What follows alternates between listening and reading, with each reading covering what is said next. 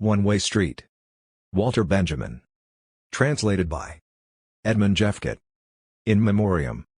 Miriam Bratta Hansen. 1949-2011. Preface. Greil Marcus. One day in 1924, a German man in his early 30s steps into a European street. Businesses, shops, signs, public announcements. In the 2 years that it takes him to reach the end of the street, he notes everything that catches his eye, until the outlines of a city come into view. Filling station. Breakfast room. Number 113. For men. Standard clock. Come back. All is forgiven. Manorially furnished 10-room apartment. Chinese curios. Gloves. Mexican embassy. To the public, please protect and preserve these new plantings. Construction site. Ministry of the Interior. Flag. At half-mast. Imperial panorama. Underground works. Coiffure for easily embarrassed ladies. Caution, steps. Attested author of books. Teaching aid. Germans, drink German beer. Post no bills. Number 13. Ordnance. First aid. Interior decoration. Stationers. Fancy goods. Enlargements. Antiques. Watchmaker and jeweler. Arc lamp. Loggia. Lost and found office. Stand for not more than 3 cabs.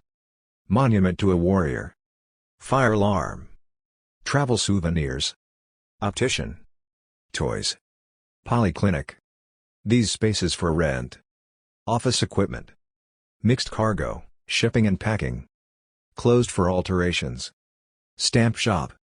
Si parla Italiano. Technical aid. Hardware. Tax advice. Legal protection for the needy.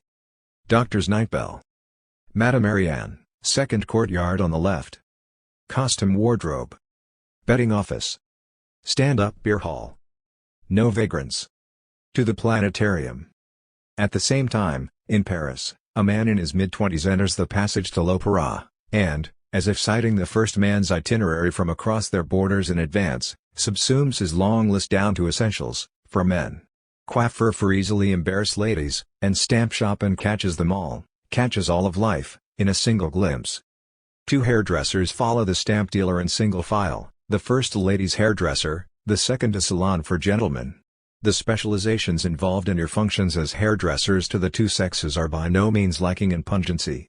The laws of the world are inscribed in the letters across your shop fronts. 1.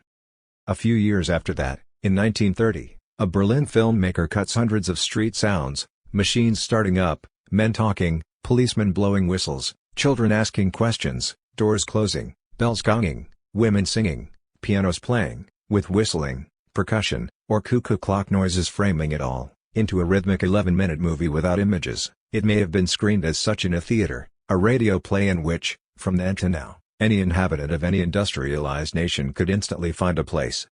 Almost 15 years later, in 1944, a German refugee from the Third Reich, living in Los Angeles, drawn like the first man to a philosophy of names and phrases, begins another map, using philosophical fortune cookies instead of commercial shingles.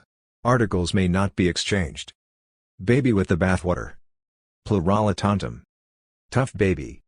To them shall no thoughts be turned. English spoken. En parle français. Paysage. Dwarf fruit. Pro domo nostra. Cat out of the bag. Savages are not more noble. Out of the firing line. Johnny head in air. Back to culture. The health unto death. This side of the pleasure principle. Invitation to the dance. Ego is id. Always speak of it, never think of it. Inside and outside. Freedom of thought. Unfair intimidation. Just short of 10 years after that, again in Paris, a 20-year-old, a believer in something he and his fellows call psychogeography, looks at the city as if to leap off of the infinity marked by the first man's last sighting and the prolegomenon to all future cataloging of commercial establishments in the second man's last sentence, listing the most suggestive street names the city has given up. Bains douches des Patriarches. Machines entrencheur la viande. Zoo Notre Dame. Pharmacie des Sports. Alimentation des Martyrs. Baton translucid. Cerie main door. Centre de récupération fonctionnelle. Ambulance Sainte-Anne. 5e Avenue Café. Rue des Volontaires Prolongée. Pension de Famille dans le Jardin. Hôtel des Étrangers. Rue Sauvage. Et la piscine de la rue des Fillettes. Et le commissariat de police de la rue du Rendez-vous. La clinique médico-chirurgicale et le bureau de placement gratuit du Quai des Orfèvres. Les fleurs artificielles de la rue du Soleil. L'hôtel des Caves du Château, le bar de l'Océan et le café du Va-et-Vient. L'hôtel de l'Époque. Like others before them and after, Thomas de Quincey's explorations of London and Confessions of an English Opium Eater in 1821, Ed Ruscha with his photo book Every Building on the Sunset Strip in 1966, Laura Oldfield Ford with her excavations of a ruined London hidden in plain sight in her zine Savage Messiah from 2006 to 2009, These Five, Walter Benjamin, with One Way Street, written between 1924 and 1926 and published in 1928, Louis Aragon, with The Passage de l'Opéra, written in 1924 and published as the first chapter of his Passage de Paris in 1926, Walter Ruttmann, with Weekend, recorded as arbitrary and intentional elements on the soundtrack of an optical sound film 2 and broadcasted in Berlin in June 1930, Theodor Adorno, with the first part of what would be published in 1951 as Minima Moralia, and Ivan Shcheglov, under the name Gilles Ivain, with Formulary for a New Urbanism, written in 1953 and published in the first number of the journal International Situationist in 1958, were attempting, after the First World War or during and after the Second, to define the peculiar nature of the modern in their century, to capture what was singular about what they would have seen as their shared place and time. The modern was not necessarily the new, all were aware of what Benjamin called the revolutionary energies that appear in the outmoded. Those energies, in the first iron constructions, the first factory buildings, the earliest photos, the dresses of 5 years ago, fashionable restaurants when the vogue has begun to ebb from them, were in the great promises, social, political, philosophical, technological, sensual, made by the past that the future, now one's own present, had not kept, the energies of one's sense of the betrayal of the past by the future and of the promises that remain to be kept. 3 The past was a funfair, a playground. You can feel Benjamin, Aragon, Ruttmann, and Shcheglov skipping past their streets and shop windows, and even Adorno hopping from one torture chamber to another. The modern was a cracking, a verge in time where historical time had lost its grip, a vortex of permanent crisis, jeopardy, and opportunity, the modern man or woman trapped in an elevator where with one hand he or she could touch the belief that all could be won and with the other the certainty that all could be lost. And hanging over all of this was the apprehension of the modern, which was about freedom, about one's own thoughts, one's own will, one's own actions, exercised alone or in concert, and the apprehension of its double, which was about the suppression of all of those attributes of the modern, or, with far more subtlety, the dismantling of the ore of reality adhering to them, what Adorno, in the first pages of Minima Moralia, described as the claim to totality, which would suffer nothing to remain outside it.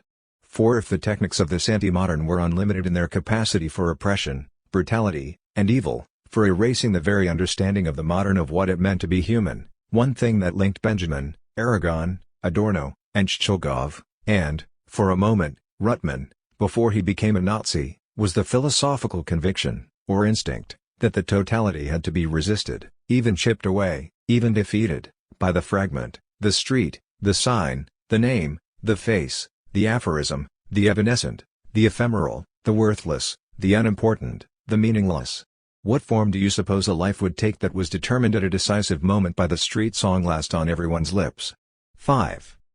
That sentence, from Benjamin's 1929 essay Surrealism, is the image, the dramatic moment, that he is searching for all through One Way Street. A walk down the street is also a quest to find, as Edmund Wilson wrote in 1922 in Paris, sharing time and space with the rest, for what drama our setting is the setting. And he too caught the process, the way of thinking, that Benjamin would affirm in One Way Street, shop by shop, building by building, hoarding by hoarding, what bitter and terrific cost for a few commonplaces. 6. A few commonplaces, or, as Benjamin wrote in One Way Street's Post No Bills, in the second-to-last entry in the Critic's Technique in 13 Theses, The Art of the Critic in a Nutshell, to coin slogans without betraying ideas. 7. Those slogans were themselves fragments, bets against the future. In Europe, as the 1920s bent toward its end, anyone could see it, including those who looked away, who worked to convince themselves it wasn't true. The momentum was all toward what was not yet called totalitarianism, and the embrace of the fragment, Its investigation, its interrogation, the affirmation of the fragment's truth and beauty, was an instinctive if not always political or aesthetic resistance. Mussolini, Stalin, Hitler, and Adorno's faceless capitalist totality made one argument about life: the whole explains the fragment. Benjamin countered, the fragment reveals the whole, and, like a tiny mammal scurrying under the feet of dinosaurs, escapes it. Looking back at the ruins, Adorno consciously walked in Benjamin's footsteps as he made his own book, The Whole is the False. 8. Wish I didn't know now what I didn't know then. Looking back on what his dead friend knew then, Adorno grasped for the ephemeral. If the invention of the printing press inaugurated the bourgeois era, the time is at hand for its repeal by the mimeograph. 9. But Benjamin had more than been there first. Speaking in One Way Street of what Muller may, in his hermetic room, had discovered through a pre-established harmony with all the decisive events of our times in economics, technology, and public life, the discovery that everything was falling to pieces, Benjamin means to turn up the volume. Script, having found, in the book, a refuge in which it can lead an autonomous existence, is pitilessly dragged out into the street by advertisements and subjected to the brutal heteronomies of economic chaos. This is the hard schooling of its new form. If centuries ago it began gradually to lie down, passing from the upright inscription to the manuscript resting on sloping desks before finally taking itself to bed in the printed book, it now begins just as slowly to rise again from the ground. The newspaper is read more in the vertical than in the horizontal plane, while a film and advertisement force the printed word entirely into the dictatorial perpendicular. 10. That rising from the ground he's describing a horror movie. In the 1910 Edison Studios' Frankenstein, the monster rises from a cauldron. His words presage their own horror movie: force, dictatorial.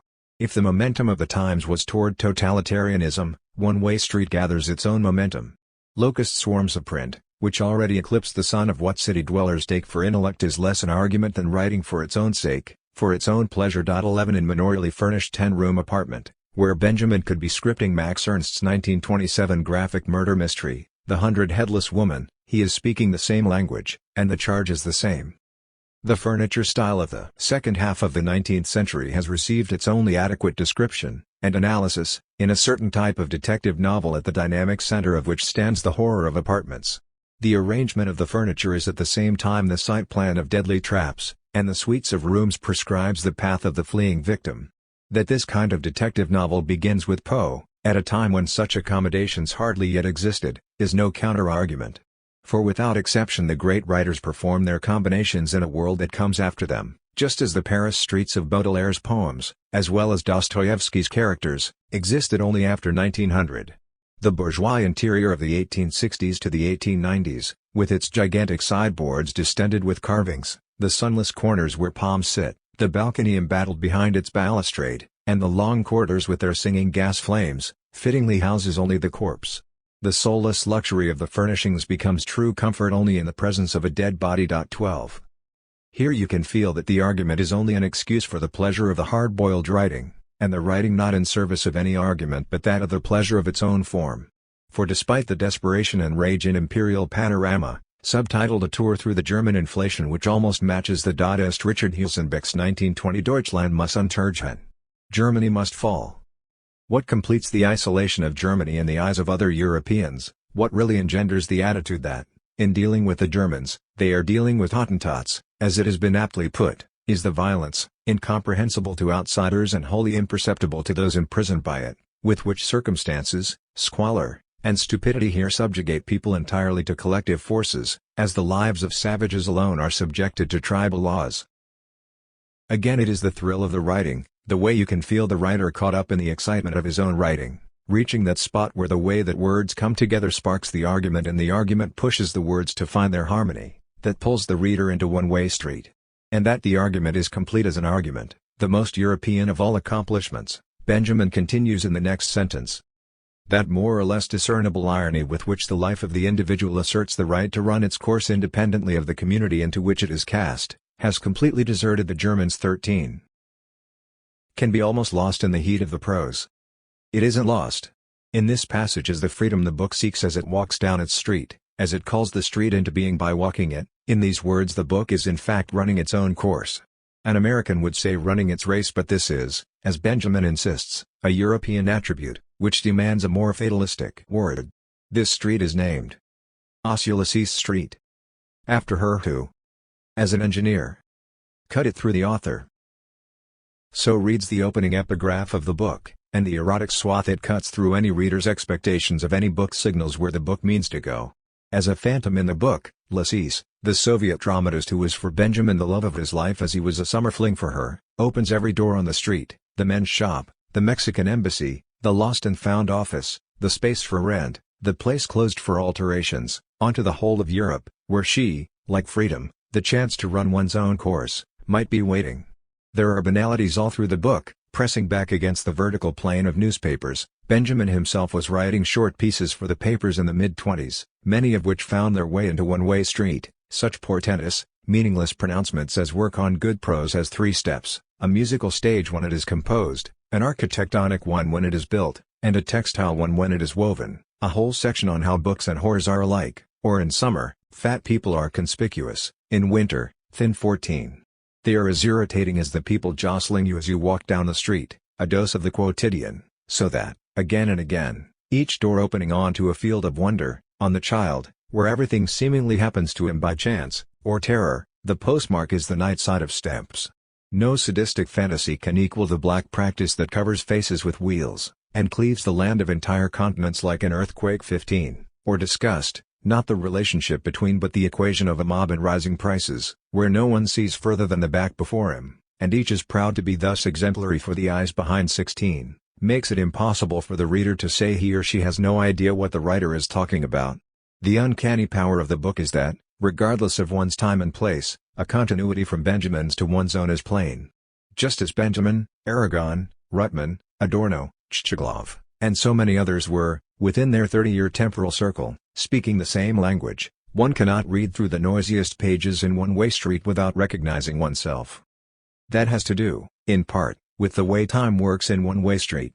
Between 1865 and 1875, Benjamin wrote in 1929, the year after One-Way Street appeared, a number of great anarchists, without knowing of each other, worked on their infernal machines. And the astonishing thing is that independently of one another they set its clock at exactly the same hour, and 40 years later in Western Europe the writings of Dostoevsky, Rimbaud, and Lautréamont exploded at the same time. 17 In other words, time slips in One-Way Street, just as it does in Laura Oldfield Ford's Savage Messiah, Ford making her way down an unnamed street, one of those streets, as De Quincey wrote of his own wanderings, where one could doubt whether they had yet been laid down in the modern charts of London. 18 And the city reveals itself, as I lay my palm flat against the wall I grasp past texts never fully erasing the traces of earlier inscriptions. 19 It is the little critical bomb Benjamin planted in One-Way Street, where Baudelaire's streets and Dostoevsky's characters don't appear until decades after Baudelaire and Dostoevsky are dead. Without exception the great writers perform their combinations in a world that comes after them. That doesn't mean, I don't think, that, as Bob Dylan has said of the 1930s Mississippi blues singer Robert Johnson, Benjamin was writing for an audience that only he could see, one off in the future. 20 It means that the fragment exerts its own gravity, that each fragment contains its own time, and that great writers thus inhabit the past, the present, and the future at once, without a sense of time passing, everything swirling around them, speaking in a babble that the writer might, if he or she can, for a moment turn back into the single tongue humanity spoke before God scattered it.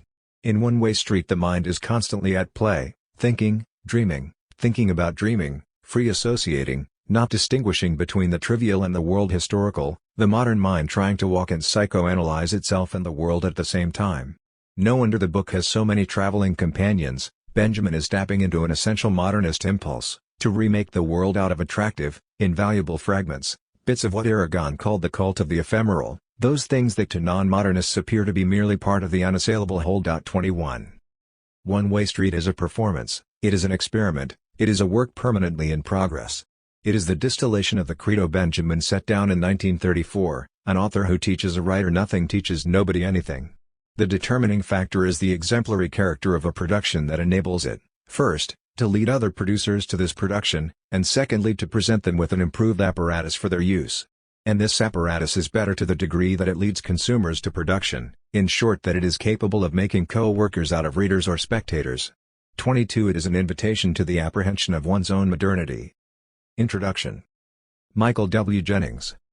When it appeared in 1928, Walter Benjamin's One-Way Street presented the reader with a new and radical literary form. One avoiding all semblance of linear narrative, the book seems on first reading to offer a jumble of 60 apparently autonomous short prose pieces, aphorisms, jokes, dream protocols, cityscapes, landscapes, and mindscapes, portions of writing manuals, trenchant contemporary political analysis, prescient appreciations of the child's psychology, behavior, and moods, decodings of bourgeois fashion, living arrangements, and courtship patterns, and, time and again, remarkable penetrations into the heart of everyday things, what Benjamin would later call the empathy with the soul of the commodity. 2. The book's title indicates the organizing conceit of this apparent textual miscellany. The names of the individual sections evoke the dense urban environment along a street, with its apartments, shops, services, construction sites, embassies, monuments, and pleasure palaces. Benjamin Street is alive with fluttering flags, clocks, and especially public inscriptions, signs, advertisements and posters, mottos, sayings, and slogans. And the textual diversity of One-Way Street ensures that the street resonates with the hubbub of many voices, with what Lionel Trilling once called the great hum and buzz of social interaction. Benjamin's built environment, his One-Way Street, is a thoroughfare that requires not just mental agility but especially a kind of modern urban literacy. Many of the pieces in One-Way Street first appeared in the feuilleton section, not a separate section, but rather an area at the bottom of every page, of newspapers and magazines, and the spatial restrictions of the feuilleton played a decisive role in the shaping of the prose form on which the book is based. 3. In the course of the 1920s, a number of prominent writers, many of them Benjamin's friends, like Ernst Bloch and Siegfried Kracauer, shaped their writing practice in order to accommodate it to the feuilleton. The kleine Form or little form that resulted came rapidly to be identified as the primary mode of cultural commentary and criticism in the Weimar Republic. For Benjamin's adaptation of the form stood apart in crucial ways, though, from that of many of his contemporaries. A number of the short prose pieces in One-Way Street are shaped by Benjamin's fascination with the aphorism as form. Some of his favorite writers, Georg Christoph Lichtenberg, the German Romantic writers Friedrich Schlegel and Novalis, and above all Friedrich Nietzsche, had added a new philosophical bite to the aphorism's characteristic presentation as condensed moral or psychological insight. Those sections of One-Way Street that come closest to the aphorism are in fact Benjamin's earliest experiments with the Denkbild or figure of thought, the philosophically charged miniature that would in the 1930s become his characteristic mode of expression. 5. Just as important, though, for the shape of the text was Benjamin's initial foray into the European avant-garde movements of the mid-1920s. His participation in 1923 and 1924 in the avant-garde Cenacle known today as the G Group led him to search for a prose form that could approximate the trenchancy of the surrealist gloss and for a larger prose structure that could approximate the complexity of the Dadaist photomontage. 6. The first section of One-Way Street, Filling Station, already issues a call to arms for the little form in its avant-garde manifestation. Significant literary effectiveness must nurture the inconspicuous forms that fit its influence in active communities better than does the pretentious, universal gesture of a book, in leaflets, brochures, articles, and placards. Only this prompt language shows itself actively equal to the moment. 21. In a series of rapid claims in the sections to come, Benjamin privileges the fragment over the finished work. The work is the death mask of its conception. 47. Improvisation over competence, all the decisive blows are struck left-handed. 27. And waste products and detritus over the carefully crafted, children bring together materials of widely different kinds in a new, intuitive relationship. 31. Traditional forms of writing were, for Benjamin, simply no longer capable of surviving in capitalist modernity, let alone of providing the framework for meaningful insights into its structure, functioning, and effects. Thus the juxtaposition of seemingly antithetical forms, surrealist-inspired dream protocols stand next to examples of a writerly constructivism, as when Benjamin claims that writing will suddenly take possession of an adequate material content in statistical and technical diagrams. 43. For all the beauty, piercing insight, and originality of the individual pieces in One-Way Street, though, the book places inordinate demands upon the reader. The lack of any apparent organizing logic, together with the remarkable thematic and formal diversity of the collection, means that most readers simply proceed seriatim, encountering the sections in the order in which they are printed. Yet Benjamin's text is highly structured. Far from a loose aggregation of prosa pursuit, One-Way Street represents Benjamin's first attempt to create a text as a highly theorized constellation of fragments. In order to understand his strategy, It is important to realize that One-Way Street was written together with his epochal study of the Baroque play of Morning, Origin of German Trauerspiel. There, in the notoriously refractory epistemo-critical preface, Benjamin presents a theory of writing, a theory that, if anything, has more pertinence for a reading of One-Way Street than for one of the Trauerspiel book. In characterizing his own text as a tractatus or treatise, he contrasts its paratactic form and logic with that of the essay, with its linear, hypotactic construction of an argument. Method is indirection. Presentation as indirection, the roundabout way. This, then, is the methodological character of the tractatus. Renunciation of the unbroken course of intention is its immediately distinguishing feature. With its staying power, thinking constantly begins anew. With its sense of the circumstantial, it goes back to the thing itself. This unceasing inhale and exhale is the form of existence most proper to contemplation. Just as the majesty of mosaics remains when they are capriciously disassembled, so philosophical observation fears no dissipation of momentum. Out of the singular and disparate they come together. Nothing could attest more powerfully to the transcendent impact, whether of the saint's image or of the truth. 7. Benjamin's construction of this roundabout way in One-Way Street is indebted to the principles of photomontage developed by the Berlin Dadaists. The club builder, literally pasted pictures, of the Dadaists consisted of images and parts of images cut directly out of popular print media, and especially the illustrated newspapers. These image shards bearing traces of everyday life were then pasted, sometimes together with other materials, onto a background. The photomontage demanded a new kind of image reading, without the structures provided by single-point perspective and perspectival recession into space. The viewer is forced to form a mental image of the picture, an image that is often a free recombination of spatially dispersed elements of the photomontage. Benjamin comments on the possibility of a work composed of mutilated portions of larger holes in stamp shop. 8 stamps bristle with tiny numbers, minute letters, diminutive leaves and eyes. They are graphic cellular tissue. All this swarms about and, like lower animals, lives on even when mutilated. This is why such powerful pictures can be made of pieces of stamps stuck together. Zeus Semengaklet, 80-81. If the photomontage confronted the viewer with the imperative to see differently, Benjamin's use of the montage principle in a literary text demands that the reader read differently.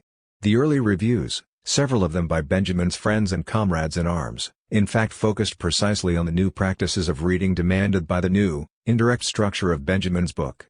Franz Hessel, the reader has to be alert, has to dodge, feels that thinking is a danger and that standing still in one's thoughts constitutes an obstacle to traffic. Ernst Bloch, one goes along quite cheerfully. Then something disturbs us. Then something moves us against our will. It gleams, sharp and strange, seems to be something great, then, just to the side, becomes something wholly different. 9. The roundabout way of Benjamin's text, with its stops, starts, dodges, and resistances, suggests new pathways through the textual city at every turn, forces the reader to bring together passages that lie far apart in the text. This action, reading as constellating, is indebted to Benjamin's understanding of surrealism. The reader who follows the movement of his mind in the free flight of daydreaming is granted this freedom by the unusual malleability of Benjamin's text. Yet reading of this sort also demands a critical awareness, a new sort of mindedness, as the subliminal connections between textual passages are complemented by overt thematic and formal echoes and rhymes. In short, the reader is forced to think of the text as a constellation of disparate parts. Much later, Benjamin would attribute to the reading of texts as constellations the imprint of the perilous critical moment on which all reading is founded. 10. Yet Benjamin was aware that the aerial perspective of the constellation could afford only one view of the text. Only he who walks the road on foot, he writes in the section Chinese Curios, learns of the power it commands. 27. And the reader walking down the textual street on foot of course must submit to the law of unidirectionality enforced by the one-way street. Standing at the top of this street, the linear reader looks down into what Benjamin in a letter called a prospect of precipitous depth. 11. This readerly vertigo evokes, then, a particular experience of history. Movement down this one-way street is forced, inevitable. There is not only no turning back, there seems to be no turning aside. The reading experience, on this level, replicates the predominant experience of life under capitalist modernity, the sense of impending catastrophe in all of its inevitability that Benjamin describes in the central socio-political analysis of One-Way Street, the section Imperial Panorama, a tour through the German inflation. The helpless fixation on notions of security and property deriving from past decades keeps the average citizen from perceiving the quite remarkable stabilities of an entirely new kind that underlie the present situation. But stable conditions need by no means be pleasant conditions, and even before the war there were strata for whom stabilized conditions were stabilized wretchedness. To decline is no less stable, no more surprising, than to rise. Only a view that acknowledges downfall as the sole reason for the present situation can advance beyond enervating amazement at what is daily repeated, and perceive the phenomena of decline as stability itself and rescue alone as extraordinary, verging on the marvelous and incomprehensible. 33. The power of the textual road thus indeed commands the soul of the linear reader, but, in one of the many reversals that characterize the reading experience of one-way street, that power proves to be destructive. In this variegated search for new formal means to evoke the experience of the modern urban street, Benjamin's text participates in a widespread and highly influential project of German experimental writing that began before the First World War and reached its culmination in the Weimar Republic. The decade between 1910 and 1920 had produced a remarkable series of prose experiments: Robert Musil's stories The Perfection of Love and The Temptation of Quiet Veronica, 1911, the art historian Karl Einstein's novel Biebeken or The Dilettantes of the Miracle, 1912, and Gottfried Benn's cycle of stories Brains, 1916. But in its conjuring of the modern metropolis, Benjamin's book demands comparison above all with what is often regarded as the key novel of the Weimar Republic, Alfred Dublin's Berlin Alexanderplatz, 1929.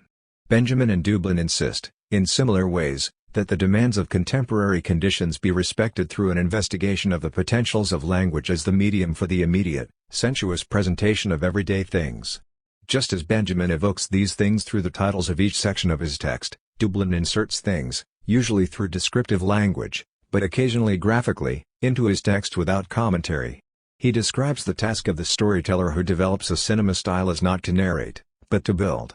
It is here that the similarity of approach between Dublin and Benjamin ends. For Dublin, the mere representation of the city and its oral and tactile energies is enough, while for Benjamin the commodity, the primary element of the modern urban capitalist environment, must be theorized. One-Way Street shows a growing awareness on Benjamin's part of the disorienting and denaturing effects imposed on human consciousness by commodity fetishism. It is in fact in One-Way Street that Benjamin initiates his sustained attempt to theorize the commodity, building on the theories of Karl Marx and Georg Lukács. The full force of that theory and its critique of capitalism will emerge only in the essays of the 1930s associated with Benjamin's Arcades project. 12. On his reading of the desperate plight of the contemporary German, human faculties have fallen prey not merely to the confusions attendant on the hyperinflation that crippled the Weimar Republic, but also more generally to the influence of commodities, to the boundless resistance of the outside world. 38. Warmth is ebbing from things. Objects of daily use gently but insistently repel us.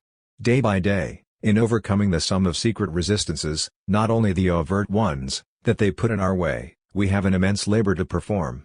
We must compensate for their coldness with our warmth if they are not to freeze us to death, and handle their spiny forms with infinite dexterity if we are not to bleed to death. 38. Benjamin's analysis of this power, what he later called the sex appeal of the anorganic, 13 relies on his particular inflection of the concept of reification that he derives from Marx and Lukács. Marx, in Capital, had attributed to the commodity, an apparently very trivial thing, and easily understood, perceptible and imperceptible, sinnlich über sinnlich, properties. Commodities appear to be independent beings endowed with life, and entering into relation both with one another and the human race. 14. Marx attempted to explain this phenomenon metaphorically. He referred to the propensity of commodities to form networks of significance and influence as their fetishism, and implied that the fetishistic relationship that obtains between commodities and human consciousness cannot help but denature and distort our standpoint in the world. Benjamin signals his use of this concept early in One-Way Street in the section Mexican Embassy. He there first quotes Baudelaire on the power of fetishes and then relates an anecdote of a missionary station in Mexico, toward a wooden bust of God the Father, fixed high on a wall of the cave. A priest raised a Mexican fetish. At this, the divine head turned thrice in denial from right to left. 29. He is also quite specific as to the direct effect of this fetishism on human perception and intellect. The primary characteristic of commodity fetishism is ambiguity. All things, in an irreversible process of mingling and contamination, are losing their intrinsic character while ambiguity displaces authenticity. 39. Ambiguity is for Benjamin at once an epistemological and a moral category. The cognitive disorientation that results from encounters with the deeply ambiguous world of things prevents the human subject from an adequate moral agency and above all denies her an understanding of the world, the kind of understanding that can alone provide the capacity for resistance and social change. In One Way Street, the effects of this disorientation are rendered brilliantly, as space. In Manorially furnished 10-room apartment, Benjamin asserts only partially scurrilously that the detective novel, of which he was an avid reader, arose out of the necessity of making clear the layout of the bourgeois apartment, a space rendered wholly irrational by the networks of commodities with which it is furnished. 15. The apartment of the 19th century is replete with gigantic sideboards distended with carvings, the sunless corners where potted palms sit, in short, that rank orient inhabiting their interiors, the Persian carpet and the ottoman, the hanging lamp and the genuine dagger from the Caucasus. 26. This space is marked by an insurmountable ambiguity. On the one hand hermetically sealed and unimaginably insular, the balcony is embattled behind its balustrade, the apartment is a fortress and a coffin. On the other hand, it is always also elsewhere, inhabiting a metaphorical orient whose exoticism blurs and conceals the mundanity of the real surroundings. The inhabitant is at once trapped and eternally escaping, subject to a spatial disorientation that robs his existence of solidity and authenticity. This succumbing to irrationality can prove fatal. Behind the heavy, gathered Kalim tapestries, the master of the house has orgies with his share certificates, feels himself the Eastern merchant, the indolent pasha in the caravanserai of odious enchantment, until the dagger in its silver sling above the divan puts an end, one fine afternoon, to his siesta and himself. 26. Perhaps the most brilliant evocation of this form of spatial displacement occurs toward the end of the volume, in Stand-Up Beer Hall. There, sailors are suggested as the most telling examples of the influence of commodities, as they and their power are organized and deployed by international capital. Imbued to the marrow with the international norms of industry, they are not the dupes of palms and icebergs. 92. The bourgeoisie experience the disorienting power in a mediated manner, their forced exoticism is only an indirect result. For the sailor, however, whose work maintains contact with the commodities in the hull of the ship, the world actually traveled and lived in ceases to have any local character. The city sights are not seen but what? In the sailor's chests, the leather belt from Hong Kong is juxtaposed with a panorama of Palermo and a girl's photo from Stettin.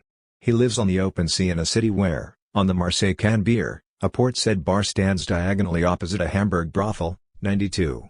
And listening to them, one realizes what mendacity resides in voyaging. 93. Here, and throughout his career, though, Benjamin will insist on a fundamentally double potential inherent in our encounters with the things that constitute our everyday modernity. Things not only exert a baleful influence upon human consciousness and perception, they also hold within themselves a critical, potentially revolutionary potential as well. The new attestation of the critical potentials of things emerged in the mid-1920s as Benjamin, in close collaboration with his friend Siegfried Kracauer, embarked on a project that sought to invent the criticism of popular culture as a form, and in fact as a privileged form of social analysis. 16 One Way Street contains a number of Benjamin's earliest attempts to derive from a reading of a seemingly debased object a new perceptual or political potential. In these spaces for Rand, he chronicles the obsolescence of criticism, with its basis in ratiocination and contemplation that have been deeply tainted under capitalism, and its replacement through advertising. Today the most real, mercantile gaze into the heart of things is the advertisement. It tears down the stage upon which contemplation moved, and all but hits us between the eyes with things as a car, growing to gigantic proportions, careens at us out of a film screen. And just as the film does not present furniture and facades in completed forms for critical inspection, the genuine advertisement hurls things at us with the tempo of a good film. For the man in the street, however, it is money that affects him in this way, brings him into perceived contact with things. The warmth of the subject is communicated to him, stirs sentient springs. What, in the end, makes advertisements so superior to criticism? Not what the moving red neon sign says, but the fiery pool reflecting it in the asphalt. 76-77. Walter Benjamin was attuned, in other words, to a doubleness that he found in all things, to their devastating effect on human consciousness and to their critical potential. As he would put it in his essay on Surrealism, 1929, there are revolutionary energies slumbering in the world of things. 17 These energies hardly reveal themselves, however, to a human perception shaped by life under capitalism. An important thematic arc in One Way Street delineates a number of alternative modes of perception. Perhaps unsurprisingly, children's perception, as yet untainted by the world of adults, is accorded a privileged place.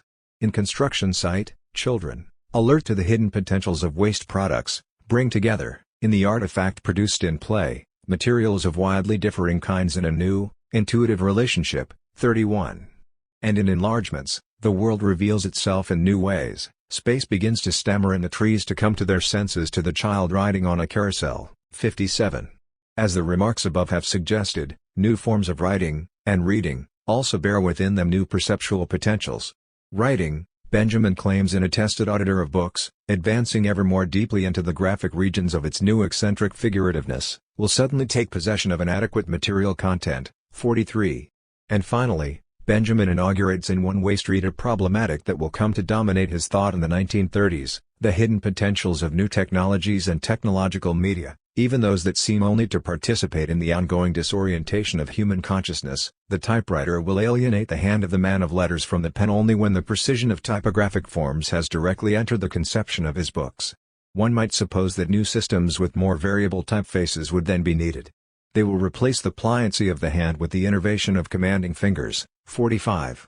The concept of innervation, the production in humans of a new neurophysiological receptivity to heretofore hidden aspects of the world, appears here for the first time in Benjamin's work, and will emerge as the heuristic horizon toward which much of his thinking on media and experience will tend in the 1930s. 18.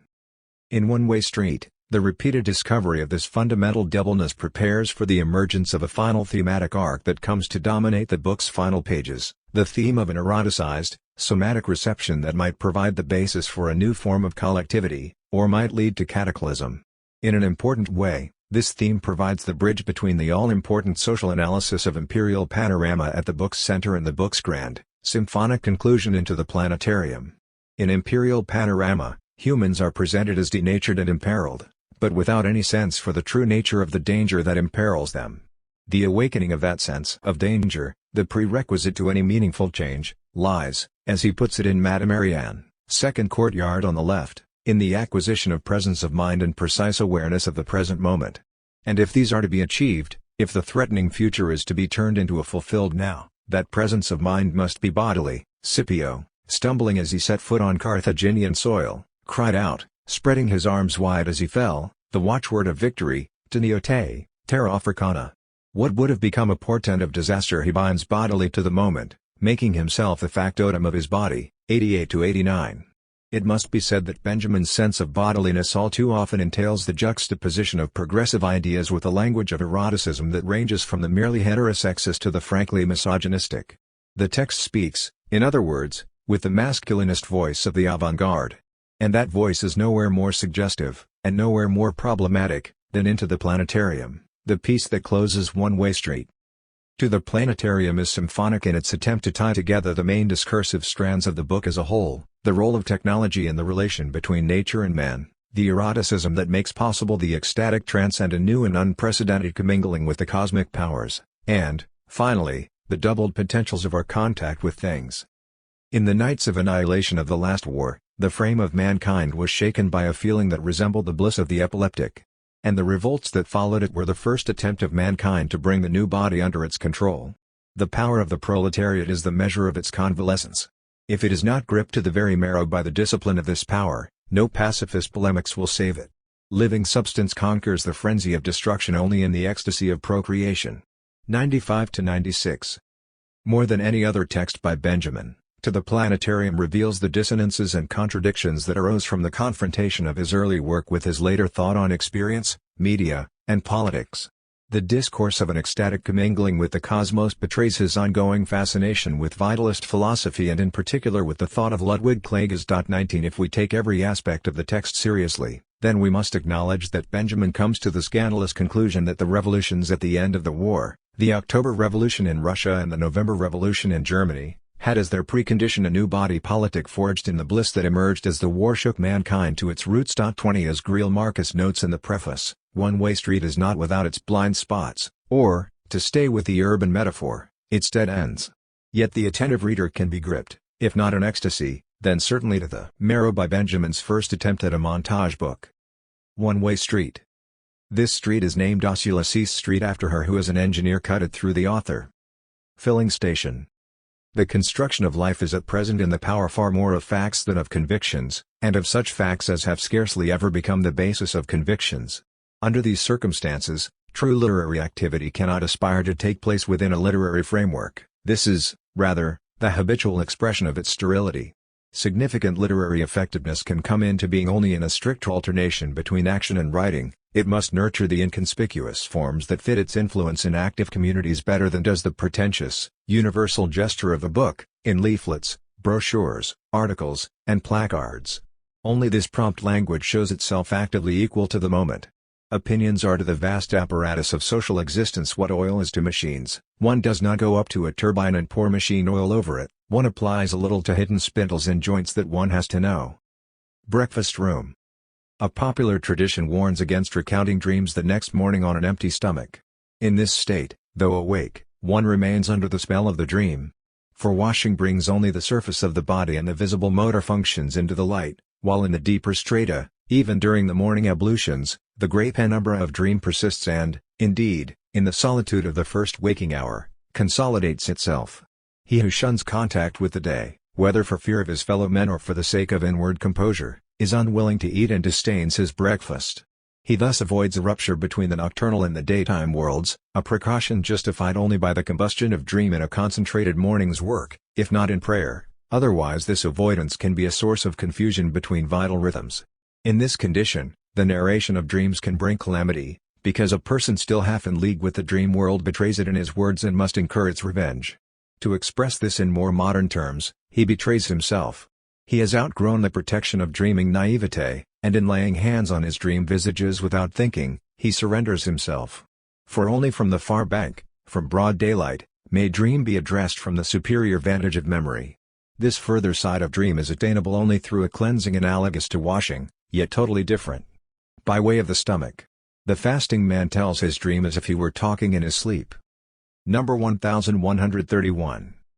The hours that hold the figure in the form have run their course within the house of dream. Cellar. We have long forgotten the ritual by which the house of our life was erected. But when it is under assault and enemy bombs are already taking their toll, what enervated, perverse antiquities do they not lay bare in the foundations? What things were interred and sacrificed amid magic incantations, what horrible cabinet of curiosities lies there below, where the deepest shafts are reserved for what is most commonplace. In a night of despair, I dreamed I was with my best friend from my school days, whom I had not seen for decades and had scarcely ever thought of at that time, tempestuously renewing our friendship and brotherhood. But when I awoke, it became clear that what despair had brought to light like a detonation was the corpse of that boy, who had been immured as a warning, that whoever one day lives here may in no respect resemble him. Vestibule. A visit to Gouda's house. I cannot recall having seen rooms in the dream. It was a perspective of whitewashed corridors like those in a school. 2 elderly English lady visitors and a curator are the dream's extras. The curator requests us to sign the visitor's book lying open on a desk at the farthest end of a passage. On reaching it, I find as I turn the pages my name already entered in big, unruly, childish characters. Dining hall. In a dream I saw myself in Gouda's study. It bore no resemblance to the one in Weimar. Above all, it was very small and had only one window. The side of the writing desk abutted on the wall opposite the window. Sitting and writing at it was the poet, in extreme old age. I was standing to one side when he broke off to give me a small vase, an urn from antiquity, as a present. I turned it between my hands. An immense heat filled the room. Gouda rose to his feet and accompanied me to an adjoining chamber, where a table was set for my relatives. It seemed prepared, however, for many more than their number. Doubtless there were places for my ancestors, too.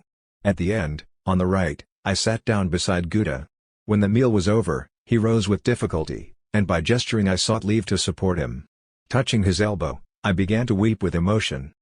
For men. To convince is to conquer without conception. Standard clock. To great writers, finished works weigh lighter than those fragments on which they work throughout their lives. For only the more feeble and distracted take an inimitable pleasure in closure, feeling that their lives have thereby been given back to them. For the genius each caesura, and the heavy blows of fate, fall like gentle sleep itself into his workshop labor. Around it he draws a charmed circle of fragments. Genius's application. Come back. All is forgiven. Like someone performing the giant swing on the horizontal bar, each boy spins for himself the wheel of fortune from which, sooner or later, the momentous lot shall fall. For only that which we knew or practiced at 15 will one day constitute our attraction. And one thing, therefore, can never be made good, having neglected to run away from one's parents. From 48 hours exposure in those years, as if in a caustic solution, The crystal of life's happiness. Forms. Manorially furnished 10-room apartment.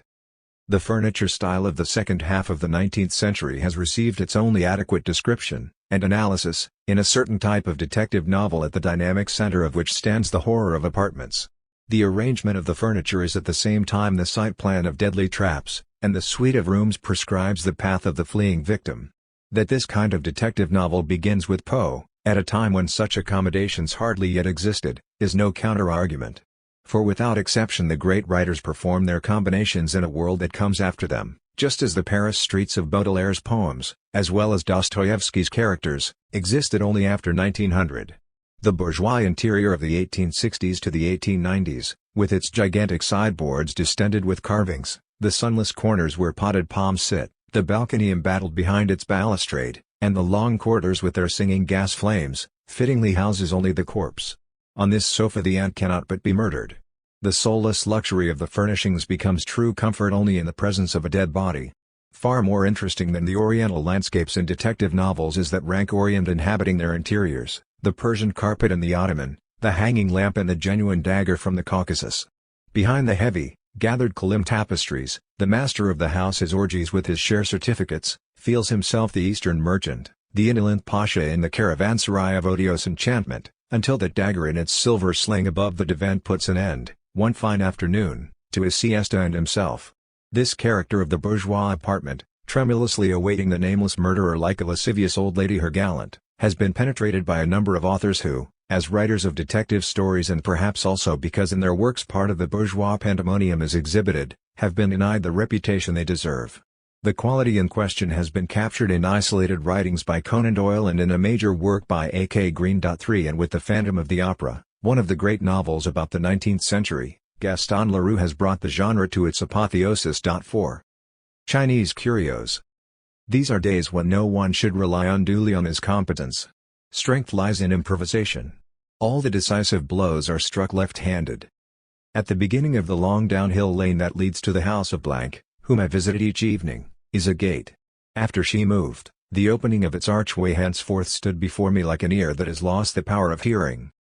A child in his nightshirt cannot be prevailed upon to greet an arriving visitor. Those present, invoking a higher moral standpoint, admonish him in vain to overcome his prudery. A few minutes later he reappears, now stark naked, before the visitor. In the meantime he has washed. The power of a country road when one is walking along it is different from the power it has when one is flying over it by airplane. In the same way, the power of a text when it is read is different from the power it has when it is copied out. The airplane passenger sees only how the road pushes through the landscape, how it unfolds according to the same laws as the terrain surrounding it. Only he who walks the road on foot learns of the power it commands, and of how, from the very scenery that for the flyer is only the unfurled plain, it calls forth distances, belvederes, clearings, prospects at each of its turns like a commander deploying soldiers at a front. Only the copied text thus commands the soul of him who is occupied with it, whereas the mere reader never discovers the new aspects of his inner self that are opened by the text, that road cut through the interior jungle forever closing behind it, because the reader follows the movement of his mind in the free flight of daydreaming, whereas the copier submits it to command. The Chinese practice of copying books was thus an incomparable guarantee of literary culture, and the transcript a key to China's enigmas. Gloves. In an aversion to animals, the predominant feeling is fear of being recognized by them through contact. The horror that stirs deep in man is an obscure awareness that something living within him is so akin to the disgust-arousing animal that it might be recognized. All disgust is originally disgust at touching. Even when the feeling is mastered, it is only by a drastic gesture that overleaps its mark. The nauseating is violently engulfed, eaten, while the zone of finest epidermal contact remains taboo. Only in this way is the paradox of the moral demand to be met, exacting simultaneously the overcoming and the subtlest elaboration of man's sense of disgust. He may not deny his bestial relationship with the creature, the invocation of which revolts him, he must make himself its master. Mexican Embassy. Je n'ai pas jamais devant un fétiche de bois, un bout d'oreille, un idole mexicain sans me dire, c'est peut-être le vrai Dieu. I never pass by a wooden fetish, a gilded Buddha, a Mexican idol without reflecting, perhaps it is the true God. Charles Baudelaire. I dreamed I was a member of an exploring party in Mexico. After crossing a high, primeval jungle, we came upon a system of above-ground caves in the mountains. Here, A religious order had survived from the time of the first missionaries till now, its monks continuing the work of conversion among the natives. In an immense central grotto with a Gothically pointed roof, Mass was celebrated according to the most ancient rites. We joined the ceremony and witnessed its climax. Toward a wooden bust of God the Father, fixed high on a wall of the cave, a priest raised a Mexican fetish. At this, the divine head turned thrice in denial from right to left. To the public, please protect and preserve these new plantings. What is solved? Do not all the questions of our lives, as we live, remain behind us like foliage obstructing our view? To uproot this foliage, even to thin it out, does not occur to us. We stride on, leave it behind, and from a distance it is indeed open to view, but indistinct, shadowy, and all the more enigmatically entangled. Commentary and translation stand in the same relation to the text as style and mimesis to nature, the same phenomenon considered from different aspects. On the tree of the sacred text, both are only the eternally rustling leaves, on that of the profane, the seasonally falling fruits. He who loves is attached not only to the faults of the beloved, not only to the whims and weaknesses of a woman. Wrinkles in the face, moles, shabby clothes, and a lopsided walk bind him more lastingly and relentlessly than any beauty. This has long been known. And why? If the theory is correct that feeling is not located in the head, that we sentiently experience a window, a cloud, a tree not in our brains but rather in the place where we see it, then we are, in looking at our beloved, too, outside ourselves. But in a torment of tension and ravishment. Our feeling, dazzled, flutters like a flock of birds in a woman's radiance. And as birds seek refuge in the leafy recesses of a tree, feelings escape into the shaded wrinkles, the awkward movements and inconspicuous blemishes of the body we love, where they can lie low in safety. And no passerby would guess that it is just here, in what is defective and censurable, that the fleeting darts of adoration nestle. Construction site. It is folly to brood pedantically over the production of objects, visual aids, toys, or books, that are supposed to be suitable for children. Since the Enlightenment, this has been one of the mustiest speculations of the pedagogues. Their infatuation with psychology keeps them from perceiving that the world is full of the most unrivaled objects for children's attention and use. And the most specific. For children are particularly fond of haunting any site where things are being visibly worked on. They are irresistibly drawn by the detritus generated by building, gardening, housework, tailoring, or carpentry. In waste products they recognize the face that the world of things turns directly and solely to them. In using these things, they do not so much imitate the works of adults as bring together, in the artifact produced in play, materials of widely differing kinds in a new, intuitive relationship. Children thus produce their own small world of things within the greater one. The norms of this small world must be kept in mind if one wishes to create things specially for children, rather than let one's adult activity, through its requisites and instruments, find its own way to them. Ministry of the Interior.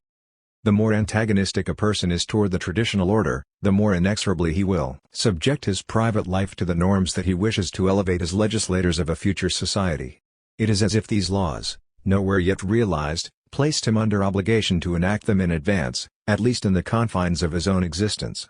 In contrast, the man who knows himself to be in accord with the most ancient heritage of his class or nation will sometimes bring his private life into ostentatious contrast to the maxims that he unrelentingly asserts in public, secretly approving his own behavior, without the slightest qualms, as the most conclusive proof of the unshakable authority of the principles he puts on display.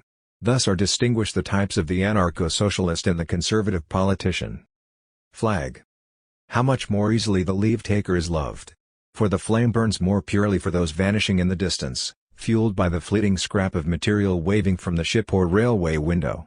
Separation penetrates the disappearing person like a pigment and steeps him in gentle radiance. At half-mast.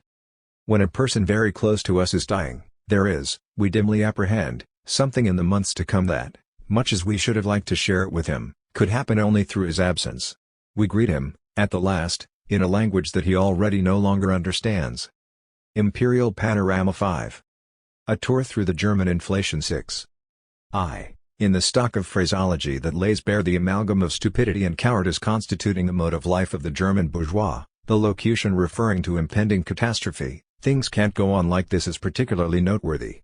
The helpless fixation on notions of security and property deriving from past decades keeps the average citizen from perceiving the quite remarkable stabilities of an entirely new kind that underlie the present situation. Because the relative stabilization of the pre-war years benefited him, He feels compelled to regard any state that dispossesses him as unstable. But stable conditions need by no means be pleasant conditions, and even before the war there were strata for whom stabilized conditions were stabilized wretchedness. To decline is no less stable, no more surprising, than to rise. Only a view that acknowledges downfall as the sole reason for the present situation can advance beyond enervating amazement at what is daily repeated, and perceive the phenomena of decline as stability itself and rescue alone as extraordinary, verging on the marvelous and incomprehensible. People in the national communities of Central Europe live like the inhabitants of an encircled town whose provisions and gunpowder are running out and for whom deliverance is, by human reasoning, scarcely to be expected, a situation in which surrender, perhaps unconditional, should be most seriously considered. But the silent, invisible power that Central Europe feels opposing it does not negotiate. Nothing, therefore, remains but to direct the gaze, in perpetual expectation of the final onslaught, on nothing except the extraordinary event in which alone salvation now lies. But this necessary state of intense and uncomplaining attention could, because we are in mysterious contact with the powers besieging us, really call forth a miracle. Conversely, the assumption that things cannot go on like this will one day confront the fact that for the suffering of individuals, as of communities, there is only one limit beyond which things cannot go: annihilation. 2. A curious paradox. People have only the narrowest private interest in mind when they act, yet they are at the same time more than ever determined in their behavior by the instincts of the mass. And mass instincts have become confused and estranged from life more than ever. Whereas the obscure impulse of the animal, as innumerable anecdotes relate, detects, as danger approaches, a way of escape that still seems invisible, this society, each of whose members cares only for his own abject well-being, falls victim, with animal insensibility but without the insensate intuition of animals, as a blind mass, to even the most obvious danger, and the diversity of individual goals is immaterial in face of the identity of the determining forces. Again and again it has been shown that society's attachment to its familiar and long since forfeited life is so rigid as to nullify the genuinely human application of intellect, forethought, even in dire peril. So that in this society the picture of imbecility is complete, uncertainty, indeed perversion, of vital instincts, and impotence, indeed decay, of the intellect. This is the condition of the entire German bourgeoisie. 3. All close relationships are lit up by an almost intolerable, piercing clarity in which they are scarcely able to survive. For on the one hand, money stands ruinously at the center of every vital interest, but, on the other, this is the very barrier before which almost all relationships halt, so, more and more, in the natural as in the moral sphere, unreflecting trust, calm, and health are disappearing. 4.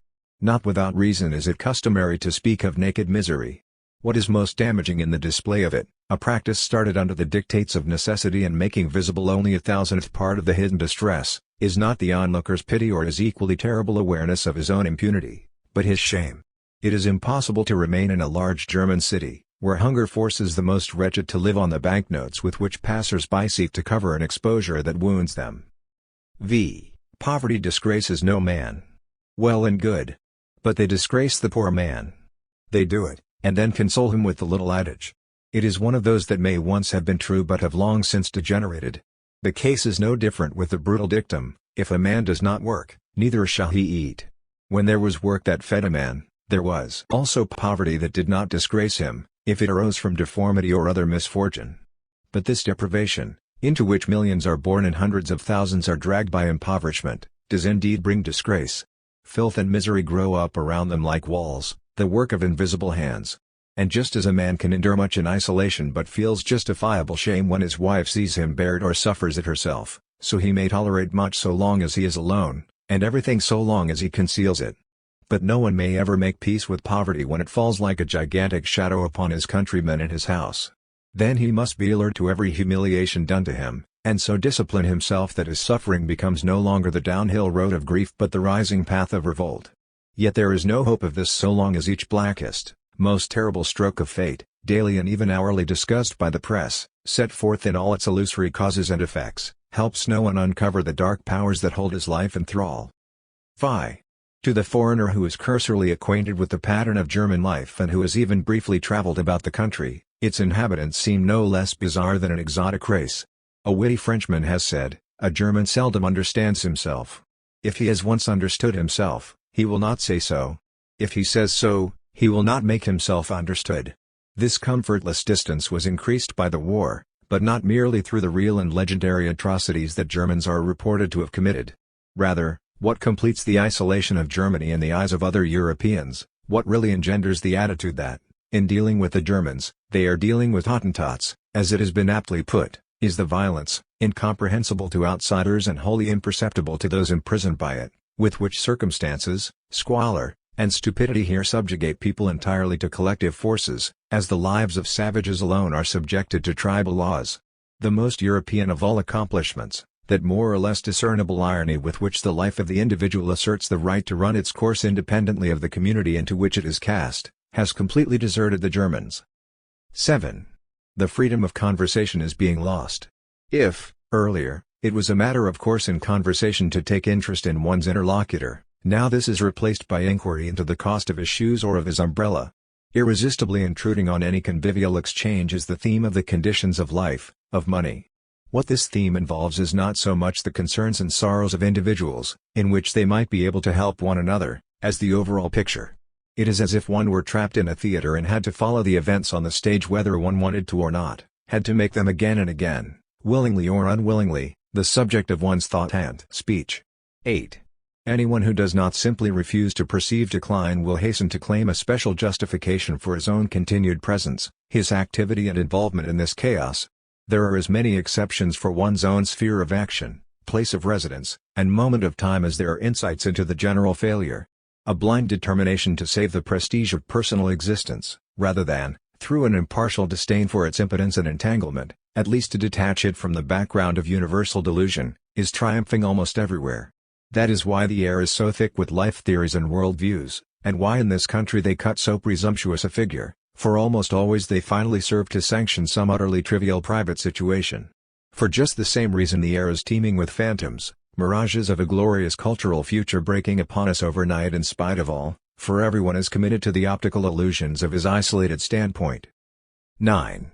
The people cooped up in this country no longer discern the contours of human personality. Every free man appears to them as an eccentric. Let us imagine the peaks of the high Alps silhouetted not against the sky but against folds of dark drapery. The mighty forms would show up only dimly. In just this way a heavy curtain shuts off Germany's sky, and we no longer see the profiles of even the greatest men. Warmth is ebbing from things. Objects of daily use gently but insistently repel us. Day by day, in overcoming the sum of secret resistances, not only the overt ones, that they put in our way, we have an immense labor to perform. We must compensate for their coldness with our warmth if they are not to freeze us to death, and handle their spiny forms with infinite dexterity if we are not to bleed to death. From our fellow men we should expect no succor. Bus conductors, officials, workmen, salesmen, they all feel themselves to be the representatives of a refractory material world whose menace they take pains to demonstrate through their own surliness. And in the denaturing of things, a denaturing with which, emulating human decay, they punish humanity, the country itself conspires. It gnaws at us like the things, and the German spring that never comes is only one of countless related phenomena of decomposing German nature. Here one lives as if the weight of the column of air that everyone supports had suddenly, against all laws, become in these regions perceptible. 11. Any human movement, whether it springs from an intellectual or even a natural impulse, is impeded in its unfolding by the boundless resistance of the outside world. A shortage of houses and the rising cost of travel are in the process of annihilating the elementary symbol of European freedom, which existed in certain forms even in the Middle Ages, freedom of domicile. And if medieval coercion bound men to natural associations, they are now chained together in unnatural community.